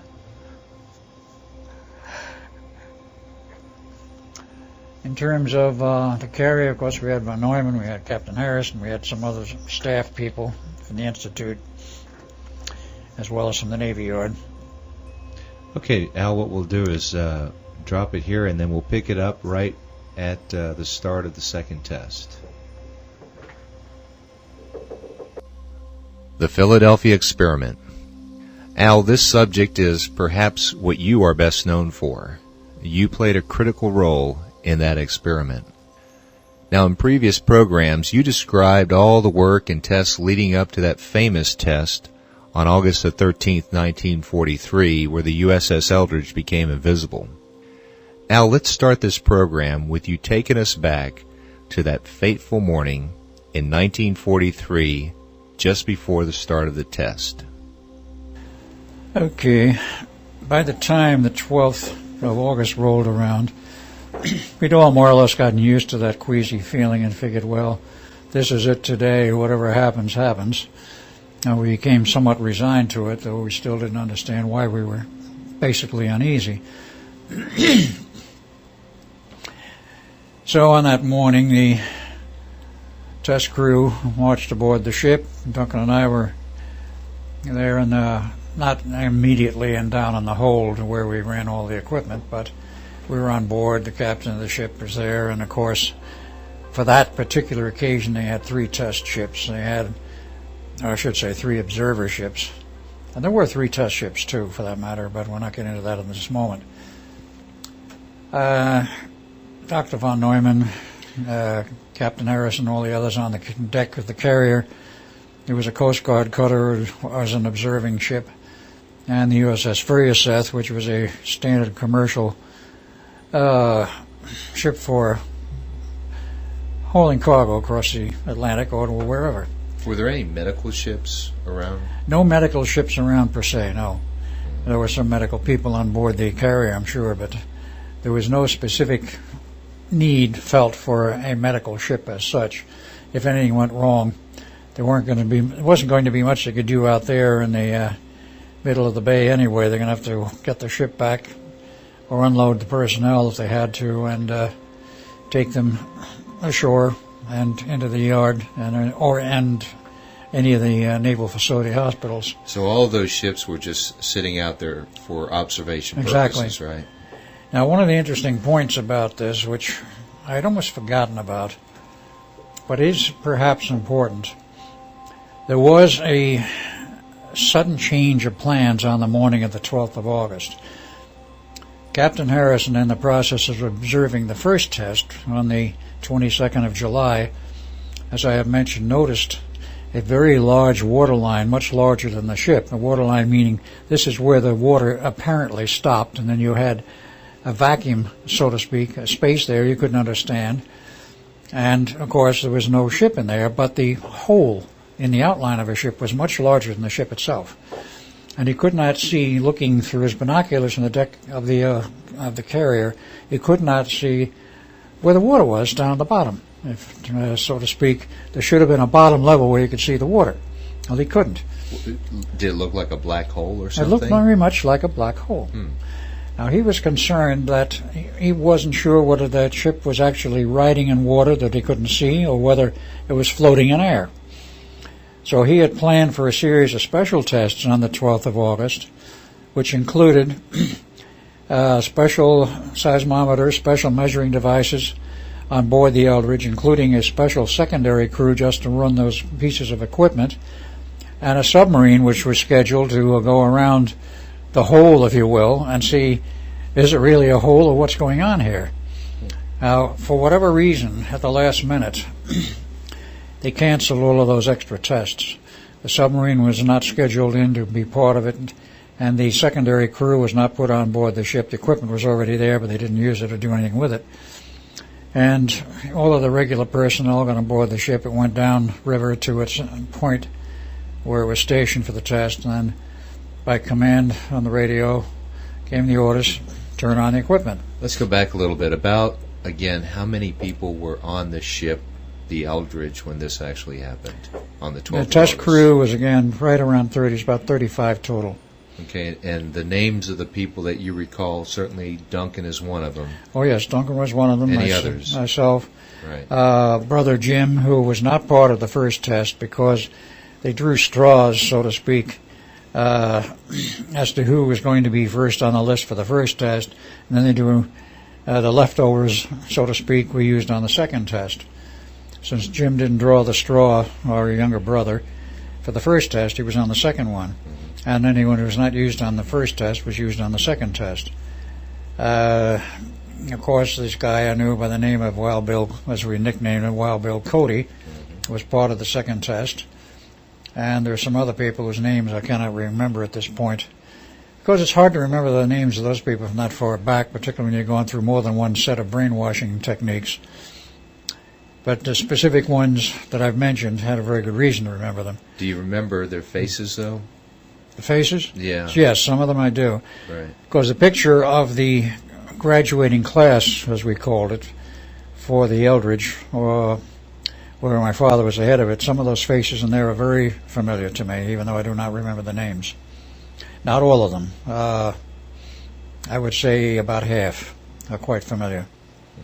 It's interesting because a lot of the technical details, you have almost, a photographic memory about those. Mm-hmm. But some of the other details, such as the name of the captain or things like that, become much more difficult to you. The captain was, of course, a temporarily assigned captain. Right. And I ran across that name once, but I do not recall it at this time. And some of the other personnel, in fact, all of the personnel for these tests were temporarily assigned for the specific purpose of those tests only. They were not regular crew members. They were not part of a regular crew. And the regular crew that would be assigned later on was not the people that were involved with these tests. Okay. So about what time did this test occur? Started right around 1000 hours, as they would call it, 10 a.m. in civilian time. Mm-hmm. And we turned on the equipment. And how far out did you go? We went downriver about 6 miles, very close to where the first test was undertaken next to Tinicum Island. And there's two other ships, Coast Guard Cutter and the SS Furioseth, were there along with the carrier.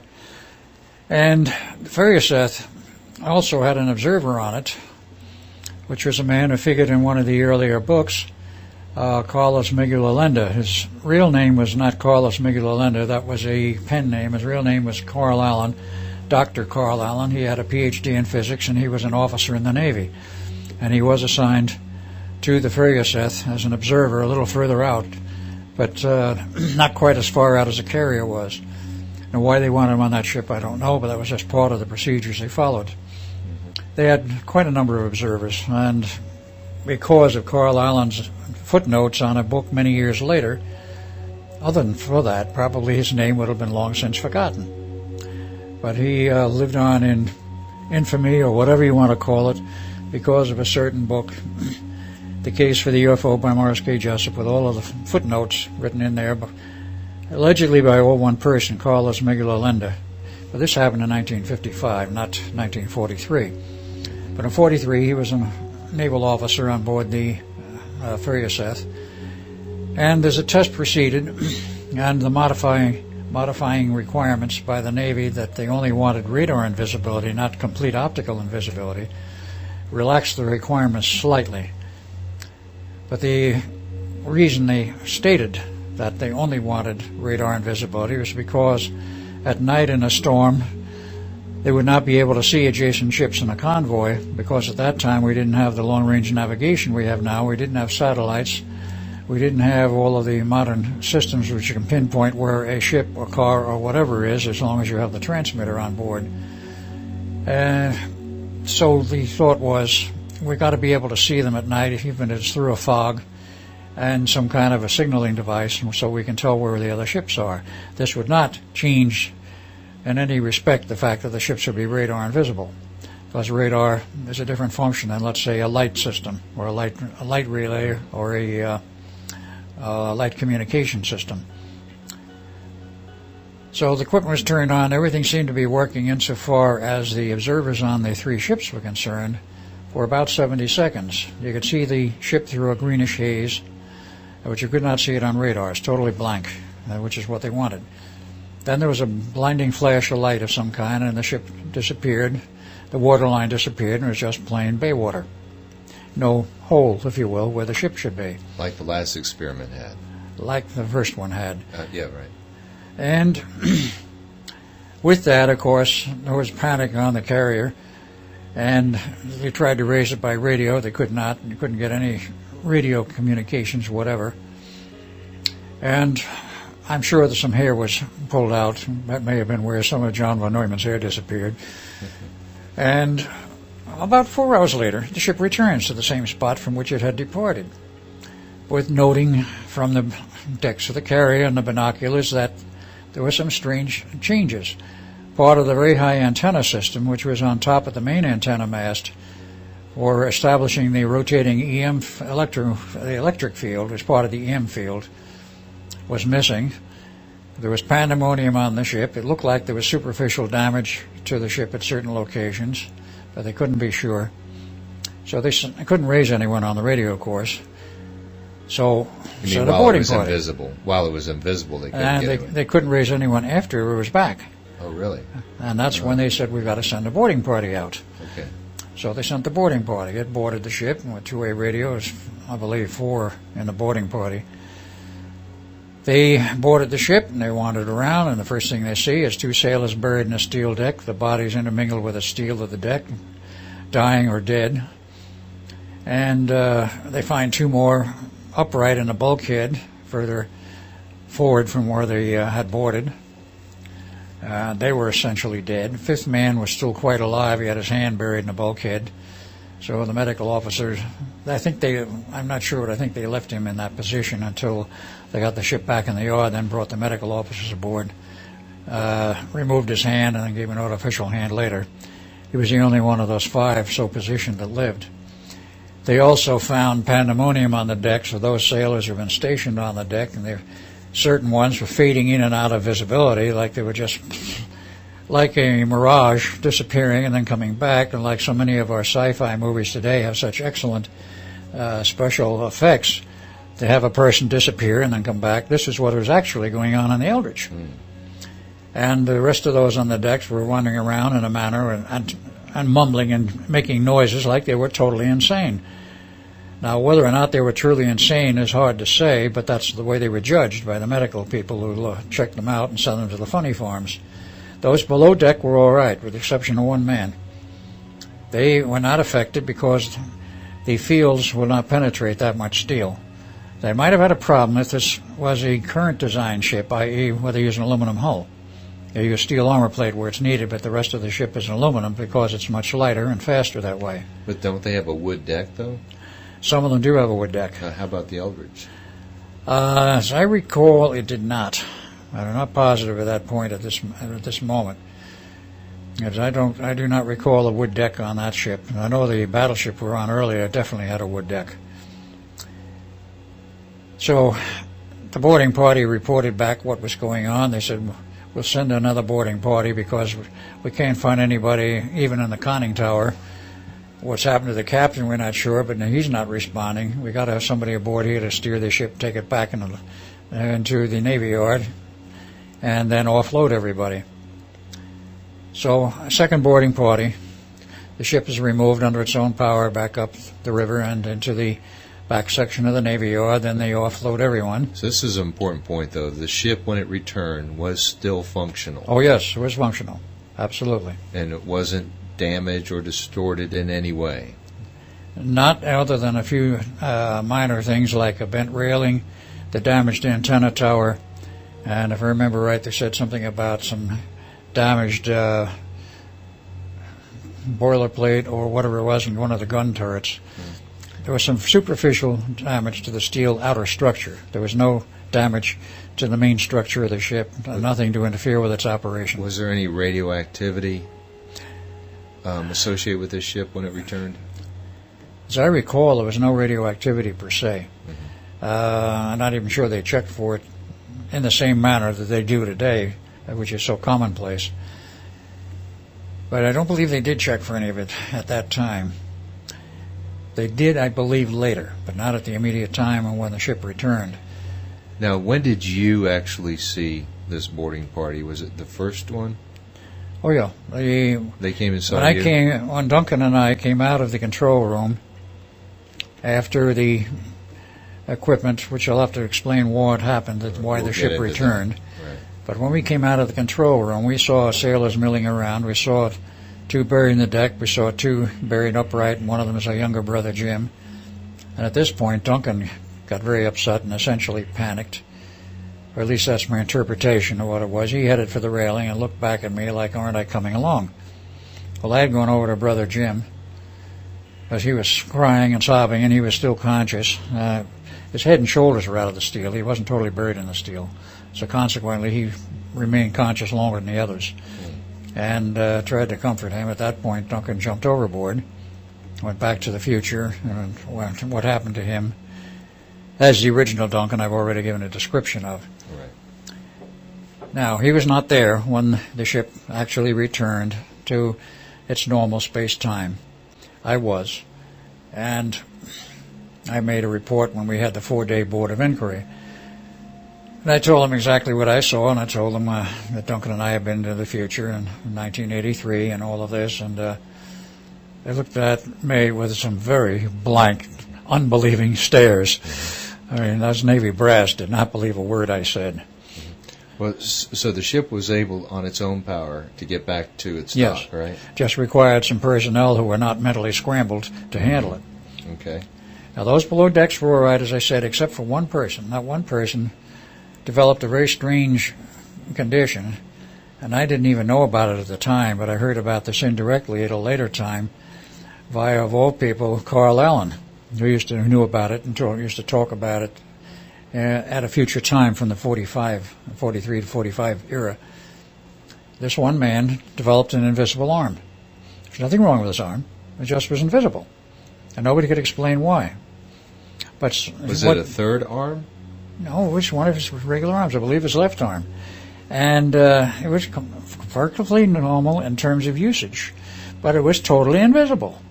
So what they finally decided to do, they wrapped him in a bandage, put a bandage on his arm and down over his hand to say he had been injured, and he was recovering. He had usage of his arm and hand, but he had to keep the bandage on for a period of time. Well, this became my standard cover, if you will, for quite some time after that, because I don't think they ever found a way to make his arm visible. Oh, my God. Rather a strange malady. That's something new. I've not heard that part of the story yet. I didn't hear that for a long time. I didn't know about it for a long time afterwards. But in any case, those who were on deck, they had a problem because some of them seemed to be insane. Some babbled about ETs. I didn't believe it. And I did not believe about it until I had the paperwork in my hands from Oscar Schneider after he died. He didn't tell me about it. He didn't. None of them said anything further about what they saw, except they were saying this, and nobody believed it, particularly me. Because up to that point, I had never had a contact with extraterrestrials. I had never seen any on the ship. Duncan, as far as I know, had not seen them. It all occurred in the interim while we were gone from the ship, after we jumped overboard the first time. And then before we came back, the ETs came and went. That's the only way we could piece it together and figure it out later. Because, as the record showed much later, one of them, perhaps many, were implanted by this alien group. One of them, at least, was proven that they were implanted by the records from Dr. Schneider. But I gave my report, and nobody believed it. I did not mention the ET business because I didn't believe it. Did you ever get to go back and talk with any of the people who were on the ship at that time? Yes, I did. I definitely did, because we were all back in the Navy Yard. I was essentially pulled off the project, but the project at that point was in limbo. And we talked with the personnel. The Navy didn't know what they wanted to do for quite a while, but I talked with these personnel, talked with some of the ones who they had judged insane, and I didn't think they were insane. I thought they were mentally scrambled, had seen something which the rest of us hadn't seen. And then there were those who were fading in and out of visibility, were literally doing a domain change, if you will, from this reality to another and back. The initial way that the sailors stopped this was for those who were still anchored here permanently, if I may put it that way. They had a laying on of hands. They put their hands on the ones who were fading out, and that seemed to give them the amount of energy they needed to stay in this domain. Later on, they developed electronic equipment to counter this, to solve the problem, and it took 6 months of work. Where do you think they went when they in faded an alternate out? reality? Some went out and never came back. Others were fading back in and out, coming back and forth. There was about 4 or 5 that were doing the fade in and out number. Did a lot of them die, say, within a year after this? Yes, within a year to 2 years after, there were quite a few dead. It wasn't a large crew to begin with, but they started dying off. Those that did not disappear, started to die off. Now, I remember that the research work involved a number of people in order to try and solve this problem. How do you keep these guys in our reality, in our domain? That work went to a number of people, but one of them I remember specifically because of research long since then. Not that I knew who it was at that time. It was a man by the name of Dr. Royal Rife, who figures in history at a later date as a man who developed the ultra-powerful optical microscope with a magnification of up to 50,000, which is theoretically impossible. I know how he did it, because I figured that out finally. It used a technique which was not thought of at that time, but it is valid. It's not direct optical observation, but that's another point. It was optical, but he didn't use a direct view system. He used a rather modified technique. He was also in electronics, and he was involved with a number of things, and I was told, and finally did find out, that a lot of the files regarding what happened at the Philadelphia experiment was in Royal Rife's hands because he worked on the project directly. They pulled in a lot of people. Anyone who they thought might be an expert and could understand what was happening to these sailors, come in and try and solve this problem, see if you can design some hardware which would keep them stable. They did. It took about 6 months, but they did finally design some stabilizing hardware, which Royal Rife was part of. And what basically they were doing was a little black box, if you will, that you put on the guy's belt. This thing would be turned on, and it radiated some kind of a field which kept the guy stable. I do not understand the mechanism in terms of what electromagnetics they were using, in terms of what was the biological problem, beyond biology, but what was the actual nature of the problem that they were fading in and out of reality. So did you, as Ed Cameron, though, have to wear that box? No, I did not, because I was not affected that way. Only the people above the deck, right? Only the people who are above the deck who were directly exposed to the radiations of the hardware, namely the RF fields from the antenna and the electromagnetic, or the magnetic fields per se from the coils, which included some electromagnetic component, but basically a magnetic field. The combined effect of those two fields for a couple of hours. How many hours is hard to say, because in terms of 1943 time was about 4 hours. In terms of elapsed time for the Eldridge being gone into hyperspace, and the time which Duncan and I spent in 1983, it was approximately 12 hours. Time is flexible, it is not linear, and it can be, shall we say, bent. And under the circumstances of the hyperspace field, it was bent. How long that ship was really in hyperspace is anyone's guess, because you could not measure with a clock. And therefore, those guys were exposed to those fields for quite a long time, and it was almost lethal. Today we know this sort of thing. At that time it was unknown. Only Tesla suspected it, and he suspected quite correctly what the problems might be. So I gave my report. And so I guess they were wondering, where in the hell is Duncan? Yes, I told them that Duncan jumped back overboard and disappeared, and I said, I suspect he went back to the future. That's all I could tell him. Yeah. I didn't know where he went, but that was the obvious and logical conclusion because of what happened the first time. Were there any other sailors missing? There's a total of about 6 missing. We know of 5 that were missing totally, jumped overboard, and they disappeared. Now, why Duncan and I survived the overboard bit is something you can probably spend a lot of time on arguing and never come up with an answer. Our survival apparently was arranged by someone and was for a purpose. The other guys who jumped overboard were not supposed to jump overboard, and whoever was looking out for us didn't look out for them, and they evaporated. Did they jump overboard after you two jumped overboard? Yes. Maybe in a sense following you, right? They jumped overboard after let us say, the pressure of the field effects that they were being exposed to, and the effects on their minds got to be too much. They jumped overboard just trying to get away from it. As I say, those below decks were not affected, only those on the deck. But you were still affected for that short while you were above deck to jump overboard. We would have been affected for a short period of time, but it didn't have enough time element comprised there to cause a major problem, because it took more than 5 or 10 minutes of that kind of exposure. I would estimate about half an hour of exposure before it really started to get to you. But you were only gone for 20 minutes.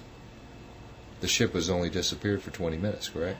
And the first test, not the second test. Test was 4 hours. 4 hours, I'm sorry, okay. Which is more than enough time.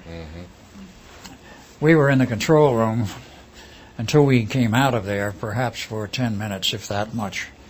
And then we came out on the deck, and we immediately headed overboard. Well, should we now move to your perspective, as you and Duncan are now in the Yes. control room? Okay. Okay, let's take it from the point where you switch on the equipment, and then what happened from your perspective?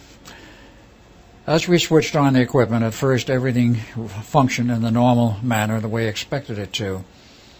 And all of the meters, if you will, gave normal readings. And we were there about 30 seconds into the test when we realized something wasn't quite right. And the reason we realized something wasn't quite right was because all these banks, huge banks of electron tubes.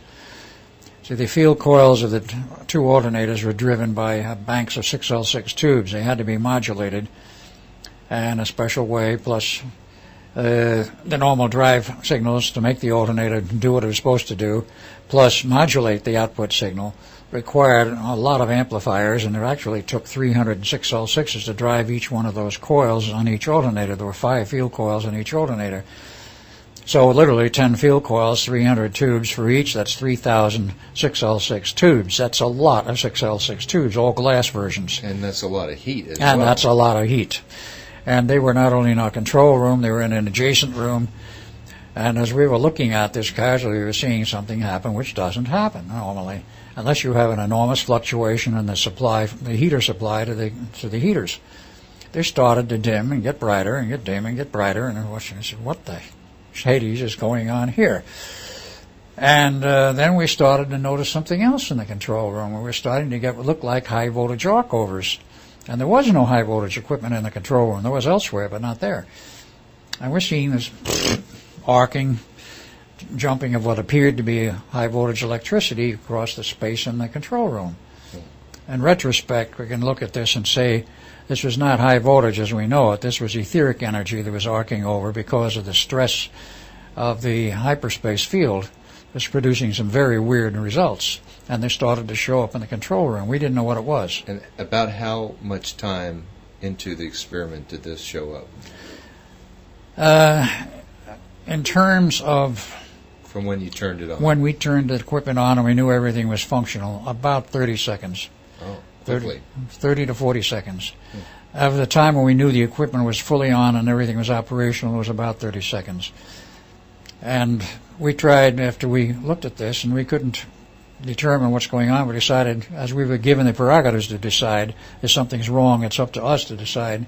Do we turn the equipment off? Do we make adjustments? Or what? We decided to turn it off, because we figured there's something erratic here, very heavily wrong. So we went to turn off the AC controls and all of the AC power drives and everything else. Nothing could be turned off. All of the control handles, knobs, what have you, were frozen. We knew then something was very definitely wrong. We had no idea what. And at this point, we decided there's nothing we can do out of here.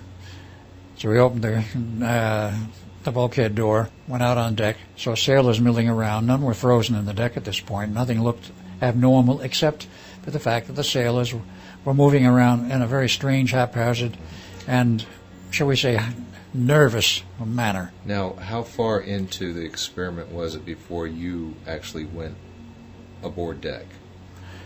About 2 minutes. That's all? 2 to 3 minutes. We had no idea that the ship had already gone into hyperspace.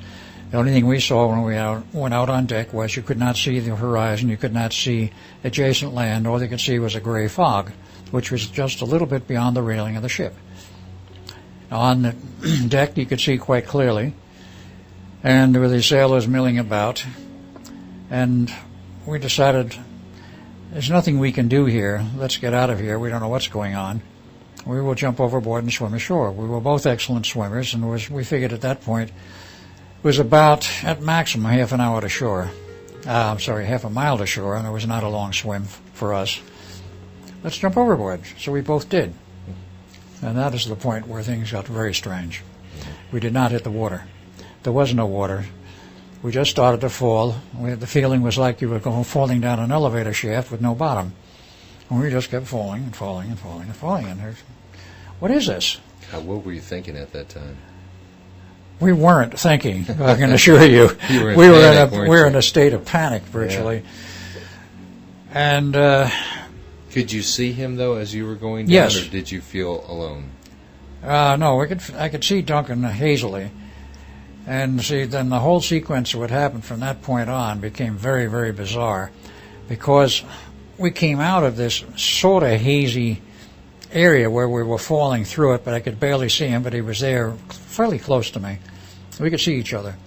Suddenly, we came out of this hazy area into a brightly lit area with what appeared to be fluffy clouds, and here we are going through, we don't know where, in what was open sky. Couldn't see ground, couldn't see anything else, open sky and a cloudy effect, and we're moving through this for a period of time. Then all of a sudden, we blank out. And then we came to, we were in the hospital in 2137. So was it like you were flying? It was like we were flying, exactly. Wow. That was the feeling, the sensation. Not like we were falling at that point, but like we were flying. Can't explain it to this day, except that's what we felt and what we noted. But was it a pleasant feeling, though? At that point it was. Mm-hmm. The terror was gone. But at this point, where are we? What's going on type thing. Wow. We didn't talk to each other. We were in no position to talk. We were just observing and in a state of complete mental disarrangement, if you will. Indeed. Where are we going? What is happening? And these were not verbalized thoughts. These were just, what next type thing. I hear you. And okay, well, we've gotten to 2137. Yeah. In fact, we've done a very extensive. Yeah. Well, this is how it happened. Okay. We maneuvered through however it was done, whoever was handling this. And in retrospect, a higher power was doing this for a reason, but we wound up in 2137, and from that point on, we've already outlined quite well. Right, and just to really quickly recap it, you were there for 6 weeks. Yeah. Both you and Duncan. Correct. And then you went from there to 2749. Correct. Only Duncan did not. Correct. Now, did you go there sort of like week 3 or week 6? Do you recall? It was in the 6th week. It was at the very end. It was at the very end. Okay, so you went to 2749. You stayed there for 2 years. That's right.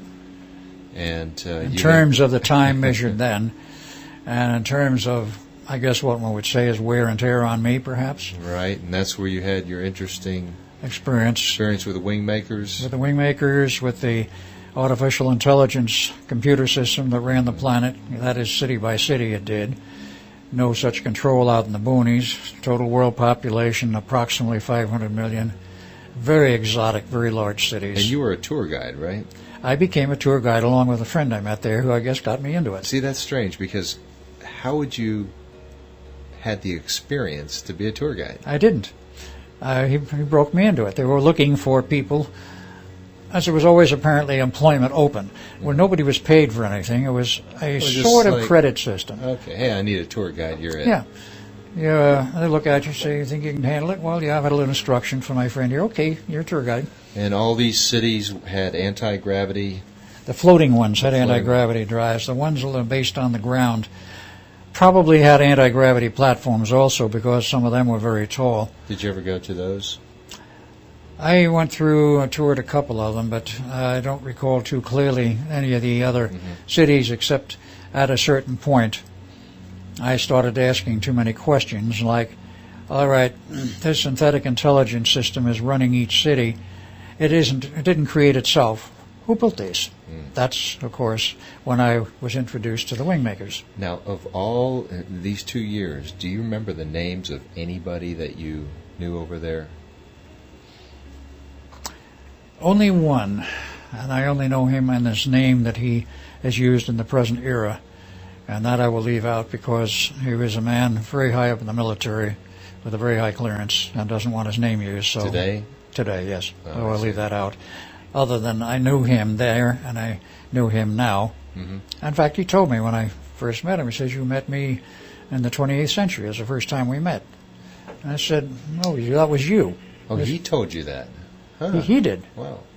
Do you recall, however, were the names different, like Mike and Joe? Oh, yeah. Were they People had regular names, normal regular names. names, Like not they have different now. names? Okay. Yeah, and they had stores, and they had recreation, and they had movies, and they had most of everything that we would expect today, except worldwide communication was restricted. There wasn't as need for it the way we have today. They didn't have the need for computers with stock market exchanges and all of that. There was no stock. There was no banks. There was no money. There were no world governments. There was no national divisions anymore. There was no standing armies. It simplified things quite a bit. The Sounds like heaven. closest thing you'd ever come to it, and I think after a while it got to the point where people were bored. It was, well, yeah, that's true. No worries, right? Right, there were no worries. Okay, so let's go all the way to the end. Here you are. You had your 2-year experience there, which we have covered in other interviews. Right. How'd you get to the point where you left? Did you just... I got to the point where I left because I was told I had to. Okay. I said, I don't want to go back. I want Was to it the stay here. wing makers told you? Who told Basically, it wasn't the wing makers so much that told me that to go back. It was the synthetic intelligence computer in the one city I was sort of stationed in. And I said, you got to go back. There's a mess you have to straighten out in the past. He says, what mess? They wouldn't really tell me.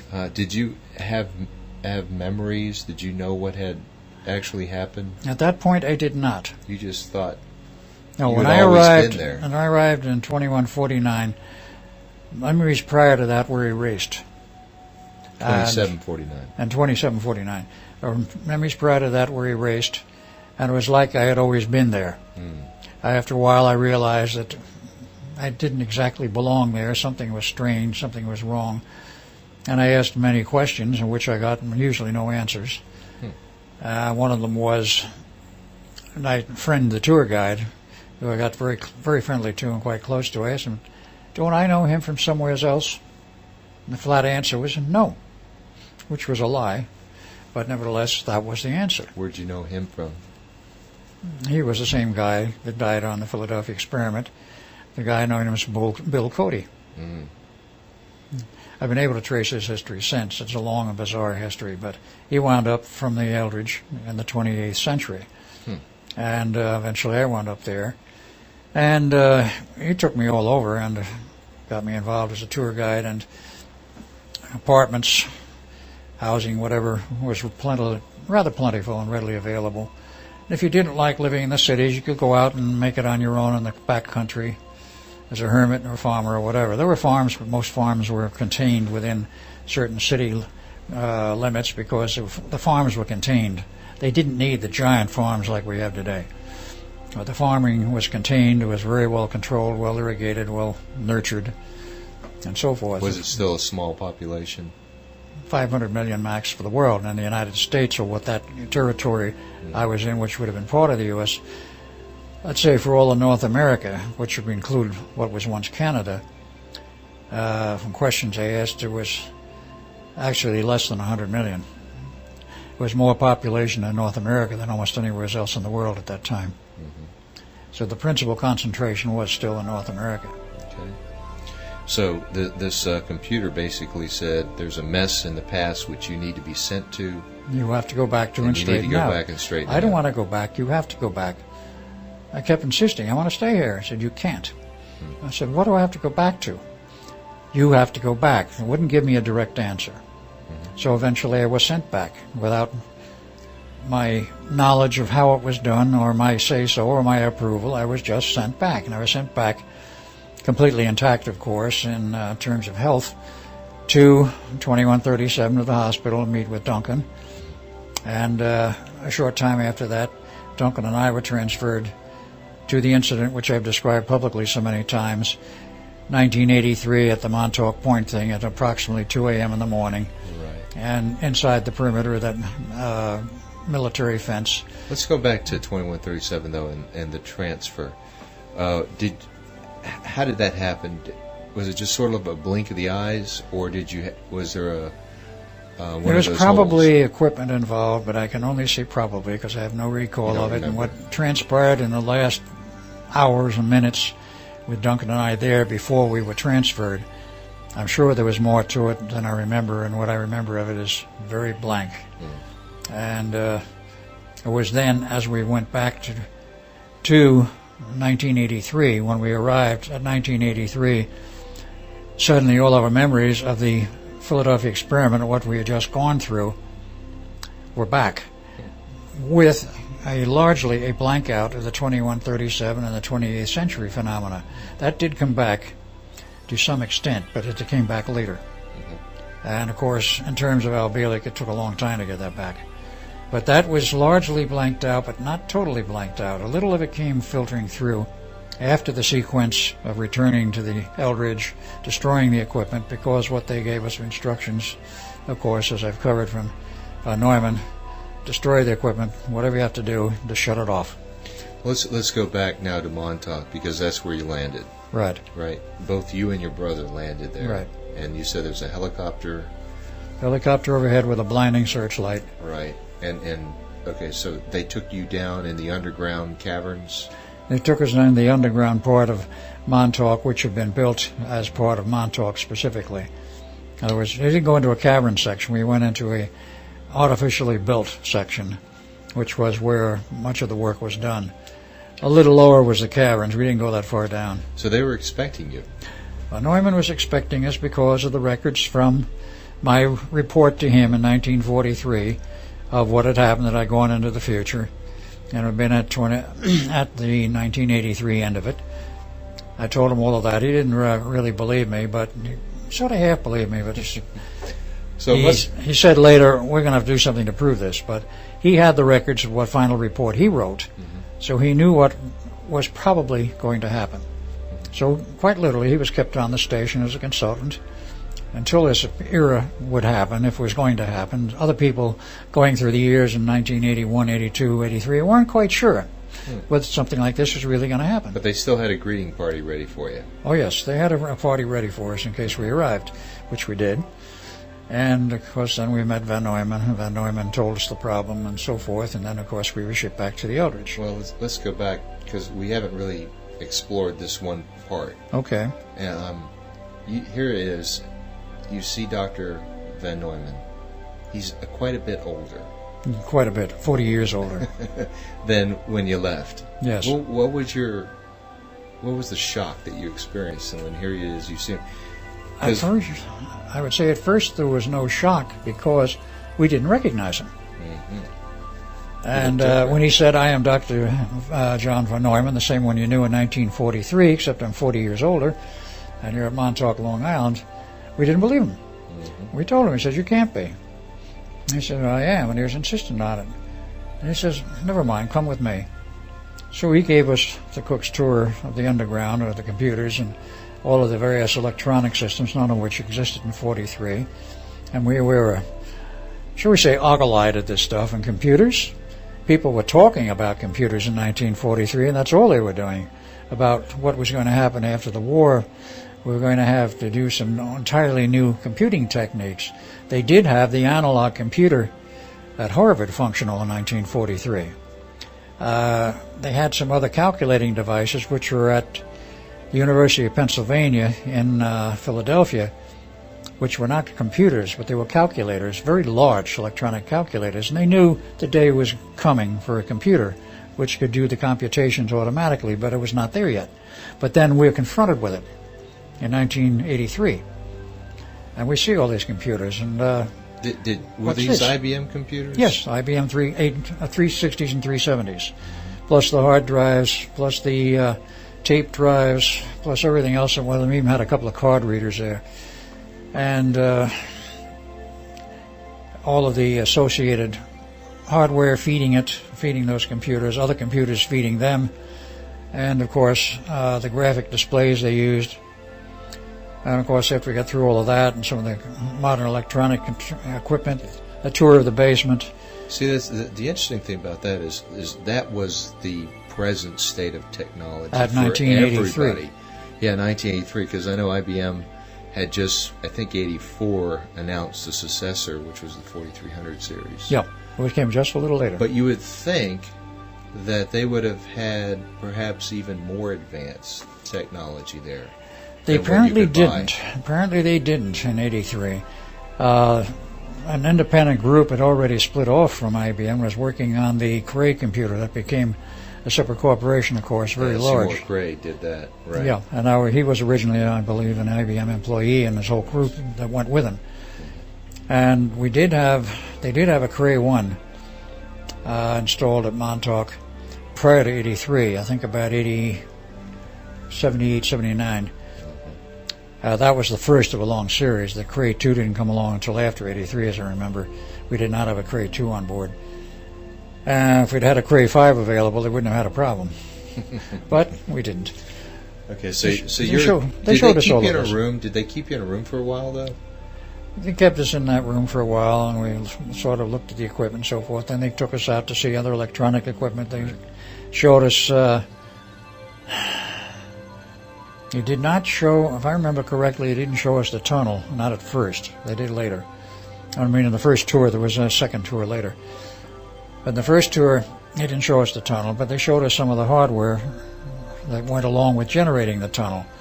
Some of the very high-powered equipment in the basement, as it were, the huge transformer, the huge ampletrons, and a lot of the other heavy equipment, Al, why do you and switching think? gear. Why do you think they gave you the Cook's tour? To convince us, I believe, that we were in 1983 and not in 1943, and it was not a trick, and not an illusion. Okay, and why was it important to convince you? I suppose one could take a number of tacks on that. They had to convince us that it was real and not illusion, so that we wouldn't think we're in some kind of a nightmare or a dream, and say, "Oh no, this isn't real," and refuse to cooperate any further because they needed our cooperation desperately. So eventually we were convinced, but the thing that finally convinced us was sitting down in front of large screen color TV, which of course did not exist in 43. All we had is 10-inch black and white at that time, and there were other larger experimental systems, but no color. And there we were watching color TV, and everything from the Man in the Moon to the Cold War to freeway traffic and jams in the big cities, and the status of the Cold War. Cold War, what's that? Well, we listened and watched, and said, this doesn't fit like anything we know. And then, of course, the commercials. And the commercials are what really did it. Particularly the one, which I still think was American Airlines. It could have been any one of them. Announcing, or throwing it out into the audience, as they do in some of these commercials, on your next vacation trip to Hawaii, why not fly with us on our 747 jet? And then, of course, they show a picture of a 747 jet in flight. We look at this and then you say, huh? What's that? I can see your jaws dropping. Because, obviously, 747 jets or anything like it didn't exist in 43. That's right. The Germans had jets for the military, which they had just barely put into production, though the production versions of the ME-263, I think it was. Then there was the rocket plane, which was yet to appear in 43. But the Germans had early jets, but we had no commercial jets of any kind in 1943. No one did. So here we are suddenly introduced to a world of commercial jets. So we look at each other and says, it looks like the old man is telling it straight. So we went down to his office, looked him up, and said, okay, gentlemen, are you convinced? I said, yeah, I guess we are. He says, well, we've got a problem, and we need your help. I said, okay, what's that? He says, well, as you probably gather by now, the Eldridge was pulled out of its normal space-time location by interlocking with the Montauk project, and it's in hyperspace. And it's an artificial area, and this hyperspace bubble that it's generating is getting bigger all the time, and we don't know how large it's going to get. We don't know how long the equipment will stay on. It says theoretically it could run for 30 days until the fuel runs out on the diesels. But if nothing breaks down, it can run that long, and this bubble might get big enough to engulf the whole planet. He says, you've got to go back and shut the equipment off. I says, oh, great. And how are we supposed to get back there? We don't even know how we got here. Yeah, it's interesting, though. Was it important that you and Duncan both Yes, go back? It's important that we both go back. They couldn't just send somebody else? No, it had to be us. And we didn't understand the reasoning at that point. I think von Neumann knew the reason very well. We were already part of a time loop, and we had to close it. Okay. So I said, well, how are we going to get there? He says, that's no problem. Montauk here, with the equipment we have complete control and mastery over space and time. We can send you any place we want at any time we want. Well, that was rather a mouthful to swallow, that they could do all of that, but they did. They gave us a tour before we were sent back. We did go up on the surface once. We did see the, shall we say, the Montauk tunnel hardware and the point where the tunnel would manifest. It wasn't on then. I'm gonna throw a little curveball at you right now, and then we'll get right back to that. But okay. If they had that ability to send you any place, any time, why couldn't they have gone to, say, the year 2000 and pulled out some nice fancy computer hardware and brought it back and used that instead of the IBM 360s? Well, they did change them, but the point we could make there is, yes, why not? As a matter of fact, those type of techniques were used by the United States to win World War II. Mm-hmm. A very special hardware was brought in at the time of the war with Nazi Germany, because Nazi Germany was winning over us hands down. So you think we actually did do it? I have this on hard information. That's interesting. We took future technology, brought it into the present, and used it to win the war. And also certain technical equipments, i.e. special tube receivers, were designed and built in the 80s, and not the 80s, in the 70s, by Preston Nichols, who was an RF expert. Told to meet these specs, it had to be built with tubes of a vintage of 1941, 42, 43.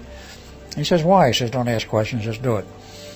So we did. After it was tested, the piece of equipment had to go through certain specs and tests and so forth. Everything's okay. He says, all right, it's ready. But before he turned it over to his boss, he says, I don't know what's going on here, but it's something very strange. I'm putting a little piece of paper with my name and date on it inside of each one of the IF coils before I seal them up finally with their lids on them and all of this. And then they can have the receiver. We'll just wait and see what happens. I know this is a little bit of an aside, but I told him about some of these things, and he says, yes, I know. He says, one of the strange things that happened in my years of traveling around as an electronic surplus dealer and going to all these swap meets, he says, along about 79 at one of the meets up in New Hampshire, I saw a receiver that looked familiar. And he went up to it and looked at it. He said, to the guy who had it for sale, I said, where'd you get this? He says, oh, it's a standard piece of surplus equipment. And he said, the nomenclature for the nameplate for the manufacturer and the date of manufacture, the model number, all of this stuff, the whole serial numbers for the military was all on it. He looked at it and says, I think I've seen this receiver before. How much you want for it? And told him, he said, I'll buy it. He took it home, and he says to me later, he says, I swore when I saw that was the receiver I had worked on a couple of years prior in AIL in the lab and built. And it had a manufacturing date on it of 1940, with a nomenclature and nameplates for 1940 by one of the well-known manufacturers for that year. And he opens the thing up, takes the IF coil lids off, and looks down in the coils, little pieces of paper in them, pulls them out, and there's his name and there's the date. Wow. From about 1978, 79, whenever it was. And a receiver which was manufactured in 1940, supposedly. Now, obviously, the model must have been sent back. It had to be sent back to the people who built it in 1940. Now, why this commerce back and forth, I don't know. But there are other examples I was cited that we literally took various materials out of the future in order to beat Hitler and beat Japan. So you think if we did not do that, we would have lost the war? That's the info I have, yes. Hitler was head and shoulders above us until we started feeding in certain specialized hardware and, of course, found the means to build more powerful aircraft in far greater numbers than he could possibly handle. Because we were sending 1,500 numbers of bombers in one fleet over Germany, bombing the hell out of them day and night. And there's no way the fighter craft they had, no matter how many they had, could handle wave after wave of that size. It was amazing how quickly it was designed and built. Yes, it was. It begs another question: how were we able to design modified B-17s and then, of course, B-29s for the Pacific primarily, but they were using B-17s, B-26s, and the British Halifax bombers over Europe at that time in such large numbers. So the British weren't building most of those, we were, and we were flying them over. Okay. Huge convoys, pardon the expression, not a convoy per se, but flight assemblages of flying the bombers over to England via Greenland usually. Bottom line, we beat them, and it took some specialized approaches and hardware. We can go into that in much greater detail, or more inferences, but... Let's get to the point where they said, we need your help, you need to go back to 43. Right. At that point, I said to him, as I had said before, I said, I don't know how you're going to do this, we don't know how we got here. And he said, we have complete control over space and time.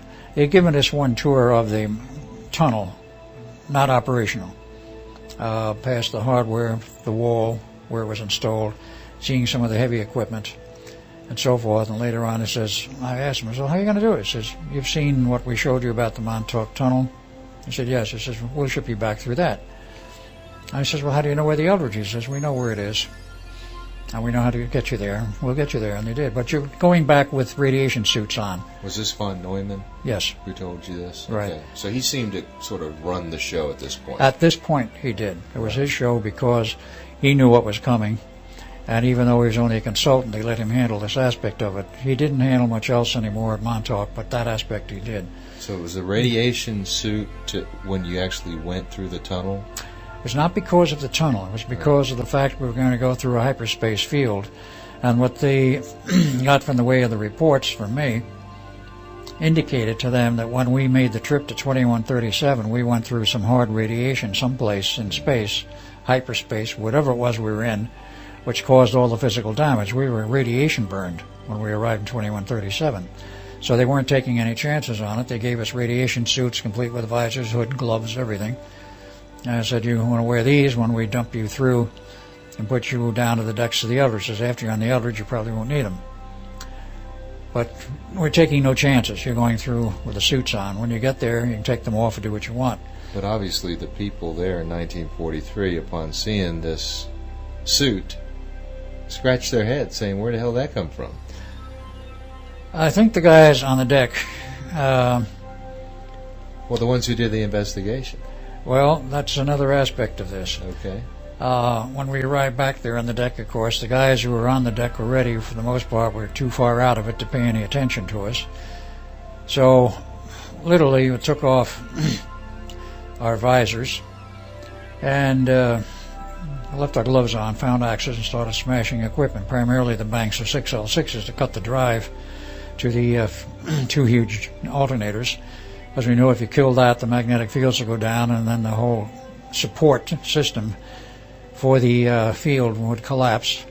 We also knew it would probably take about 2 minutes before the total field was down, and we'd be back, shall we say, permanently relocated where we started from.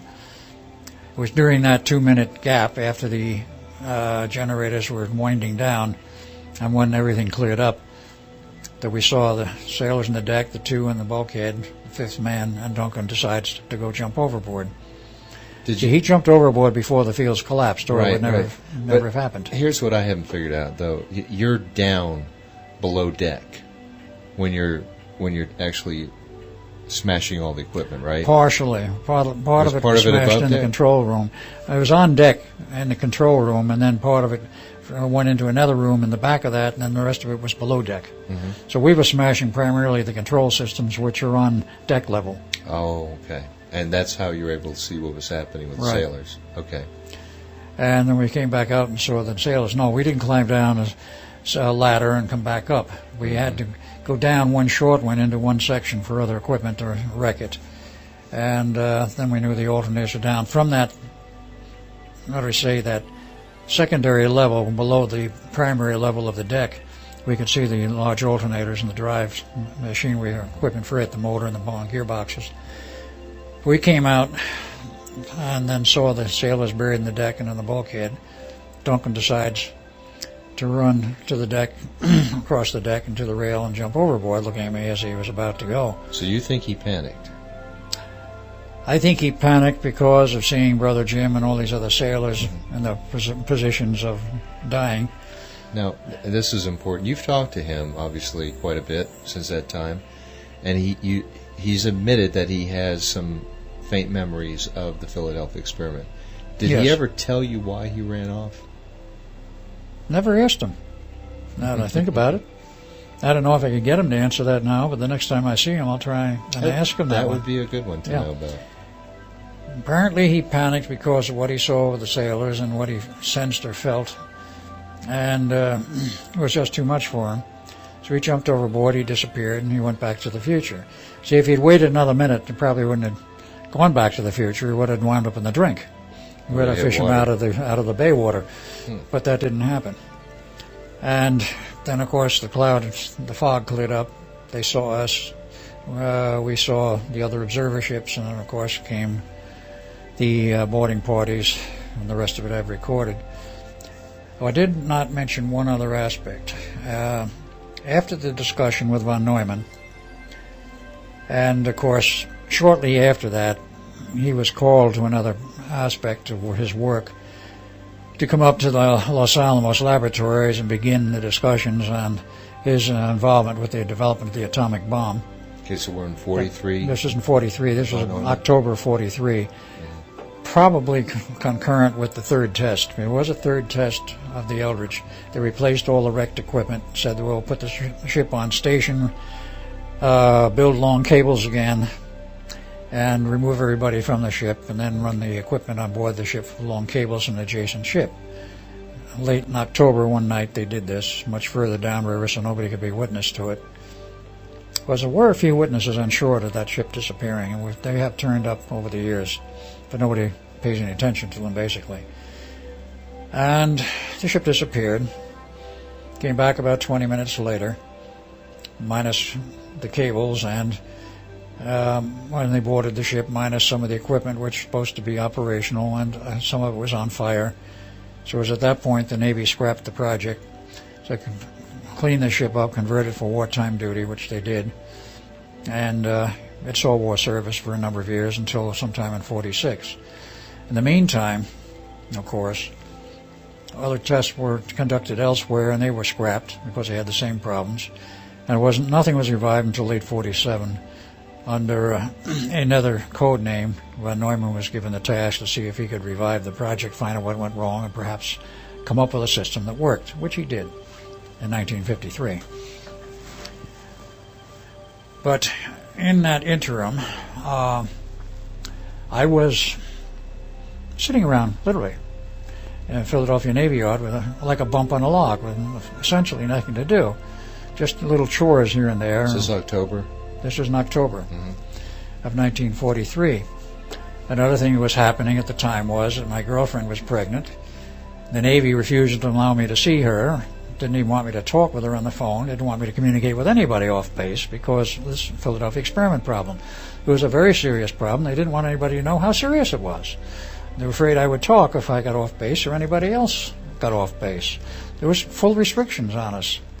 We were quite literally Under house arrest would be the best way to put it, on the base. Yeah, but think how many people they would have had to done that to, because they had the three It was ships, about the carrier. about 25. What about the people in the carrier and the other ships? Same thing. Anyone who witnessed what happened were in the same condition of house arrest. The captain, Harrison, probably was not. Well, Neumann, of course, was not. They knew they'd keep their mouths shut because they were at a higher level of clearance, and said, I will, more than once, I will keep quiet. So obviously then there are still a lot of people out there who have actually seen this experiment happen. There may be a few left. I would say perhaps not over, my guesstimate now would be 3 or 4. That's all. That's all now, yes. But anyway, I had a pregnant girlfriend, and I said to Neumann, I says, look, I want to marry her. They won't let me off base, won't let me see her. He says, can you arrange something? He says, let me see what I can do. So the Neumann was very helpful, and he had a lot of clout at that time, even on the Navy base. So he arranged, actually, because I did still travel back and forth from the Navy base to the Institute of Advanced Study, because we were still doing some communication and work back and forth. He finally arranged that I would be married to my wife-to-be and the chapel at the Institute, or actually on Princeton grounds. A Navy chaplain officiated, and we were married in February of 1944. My son Jeff was born, and I remained there doing chores. So have von Neumann occasionally. Finally, he asked me, would I be interested in coming up and working in Los Alamos? I said, well, what's involved? And he told me, and I said, yeah, why not? At least get out of here. So he suggested to the Navy I'd like to have me up there, that I could assist him. I knew my math very well. And he says, I need assistance on the project. And the Navy said, fine. In fact, they were very happy to get me out of Philadelphia and out of, shall we say, into an area where we were totally secluded, because Los Alamos base at that time was the most secret base in the U.S. Now, did they give you a thorough interrogation as to what happened to you? Where did this suit come from? Those sort of things, do you recall? No, they didn't give me a thorough interrogation about that. See, there was one suit left on the deck. That was mine. The other one remained on Duncan when he jumped overboard to go back to the future. So there was only one suit left, and they thought that was awfully strange. They didn't ask me any questions about it, and I didn't give them any answers. It's very peculiar that the story of the suit should turn up much later, decades later. Now, I'm not in a position to say who became involved with this. There was a very close friend of mine here in the Atlanta area who, at some time in his career in the past, working with the government, at one of the meetings, was called in, and sitting on the table was a spacesuit, or what appeared to be a spacesuit with a visor and everything else, exactly like I've described it. And they asked him, what do you know about this suit? And he looked at it and he says, not a damn thing. What is it? He says, well, it's a radiation-proof suit and so forth. Do you know anything about it? No, I don't. He found out later it was the one that came from the deck of the Eldridge. How in the world did he get that? He was in very high-level clearance at that time, and he was doing work for our special agencies within the government. And why he was queried on it, I have no idea. He doesn't either. But apparently they were asking everybody for ideas, whatever the motivation was. Don't know. But in any case, I went to Los Alamos and was there from July 44 with family and to July 4th, sometime in July 44 to July 4th of 1947. I uncovered a lot of things in the Black Vault, which I was given after the war was over, full access to, because the Navy wanted me to write a classified report dealing with the development of the atomic bomb, and I had access to everything that was in that vault, which included the German records of their work on developing a bomb, where theirs came from. So you knew all the key people? I knew all the key people. Wow. Including Oppenheimer quite well.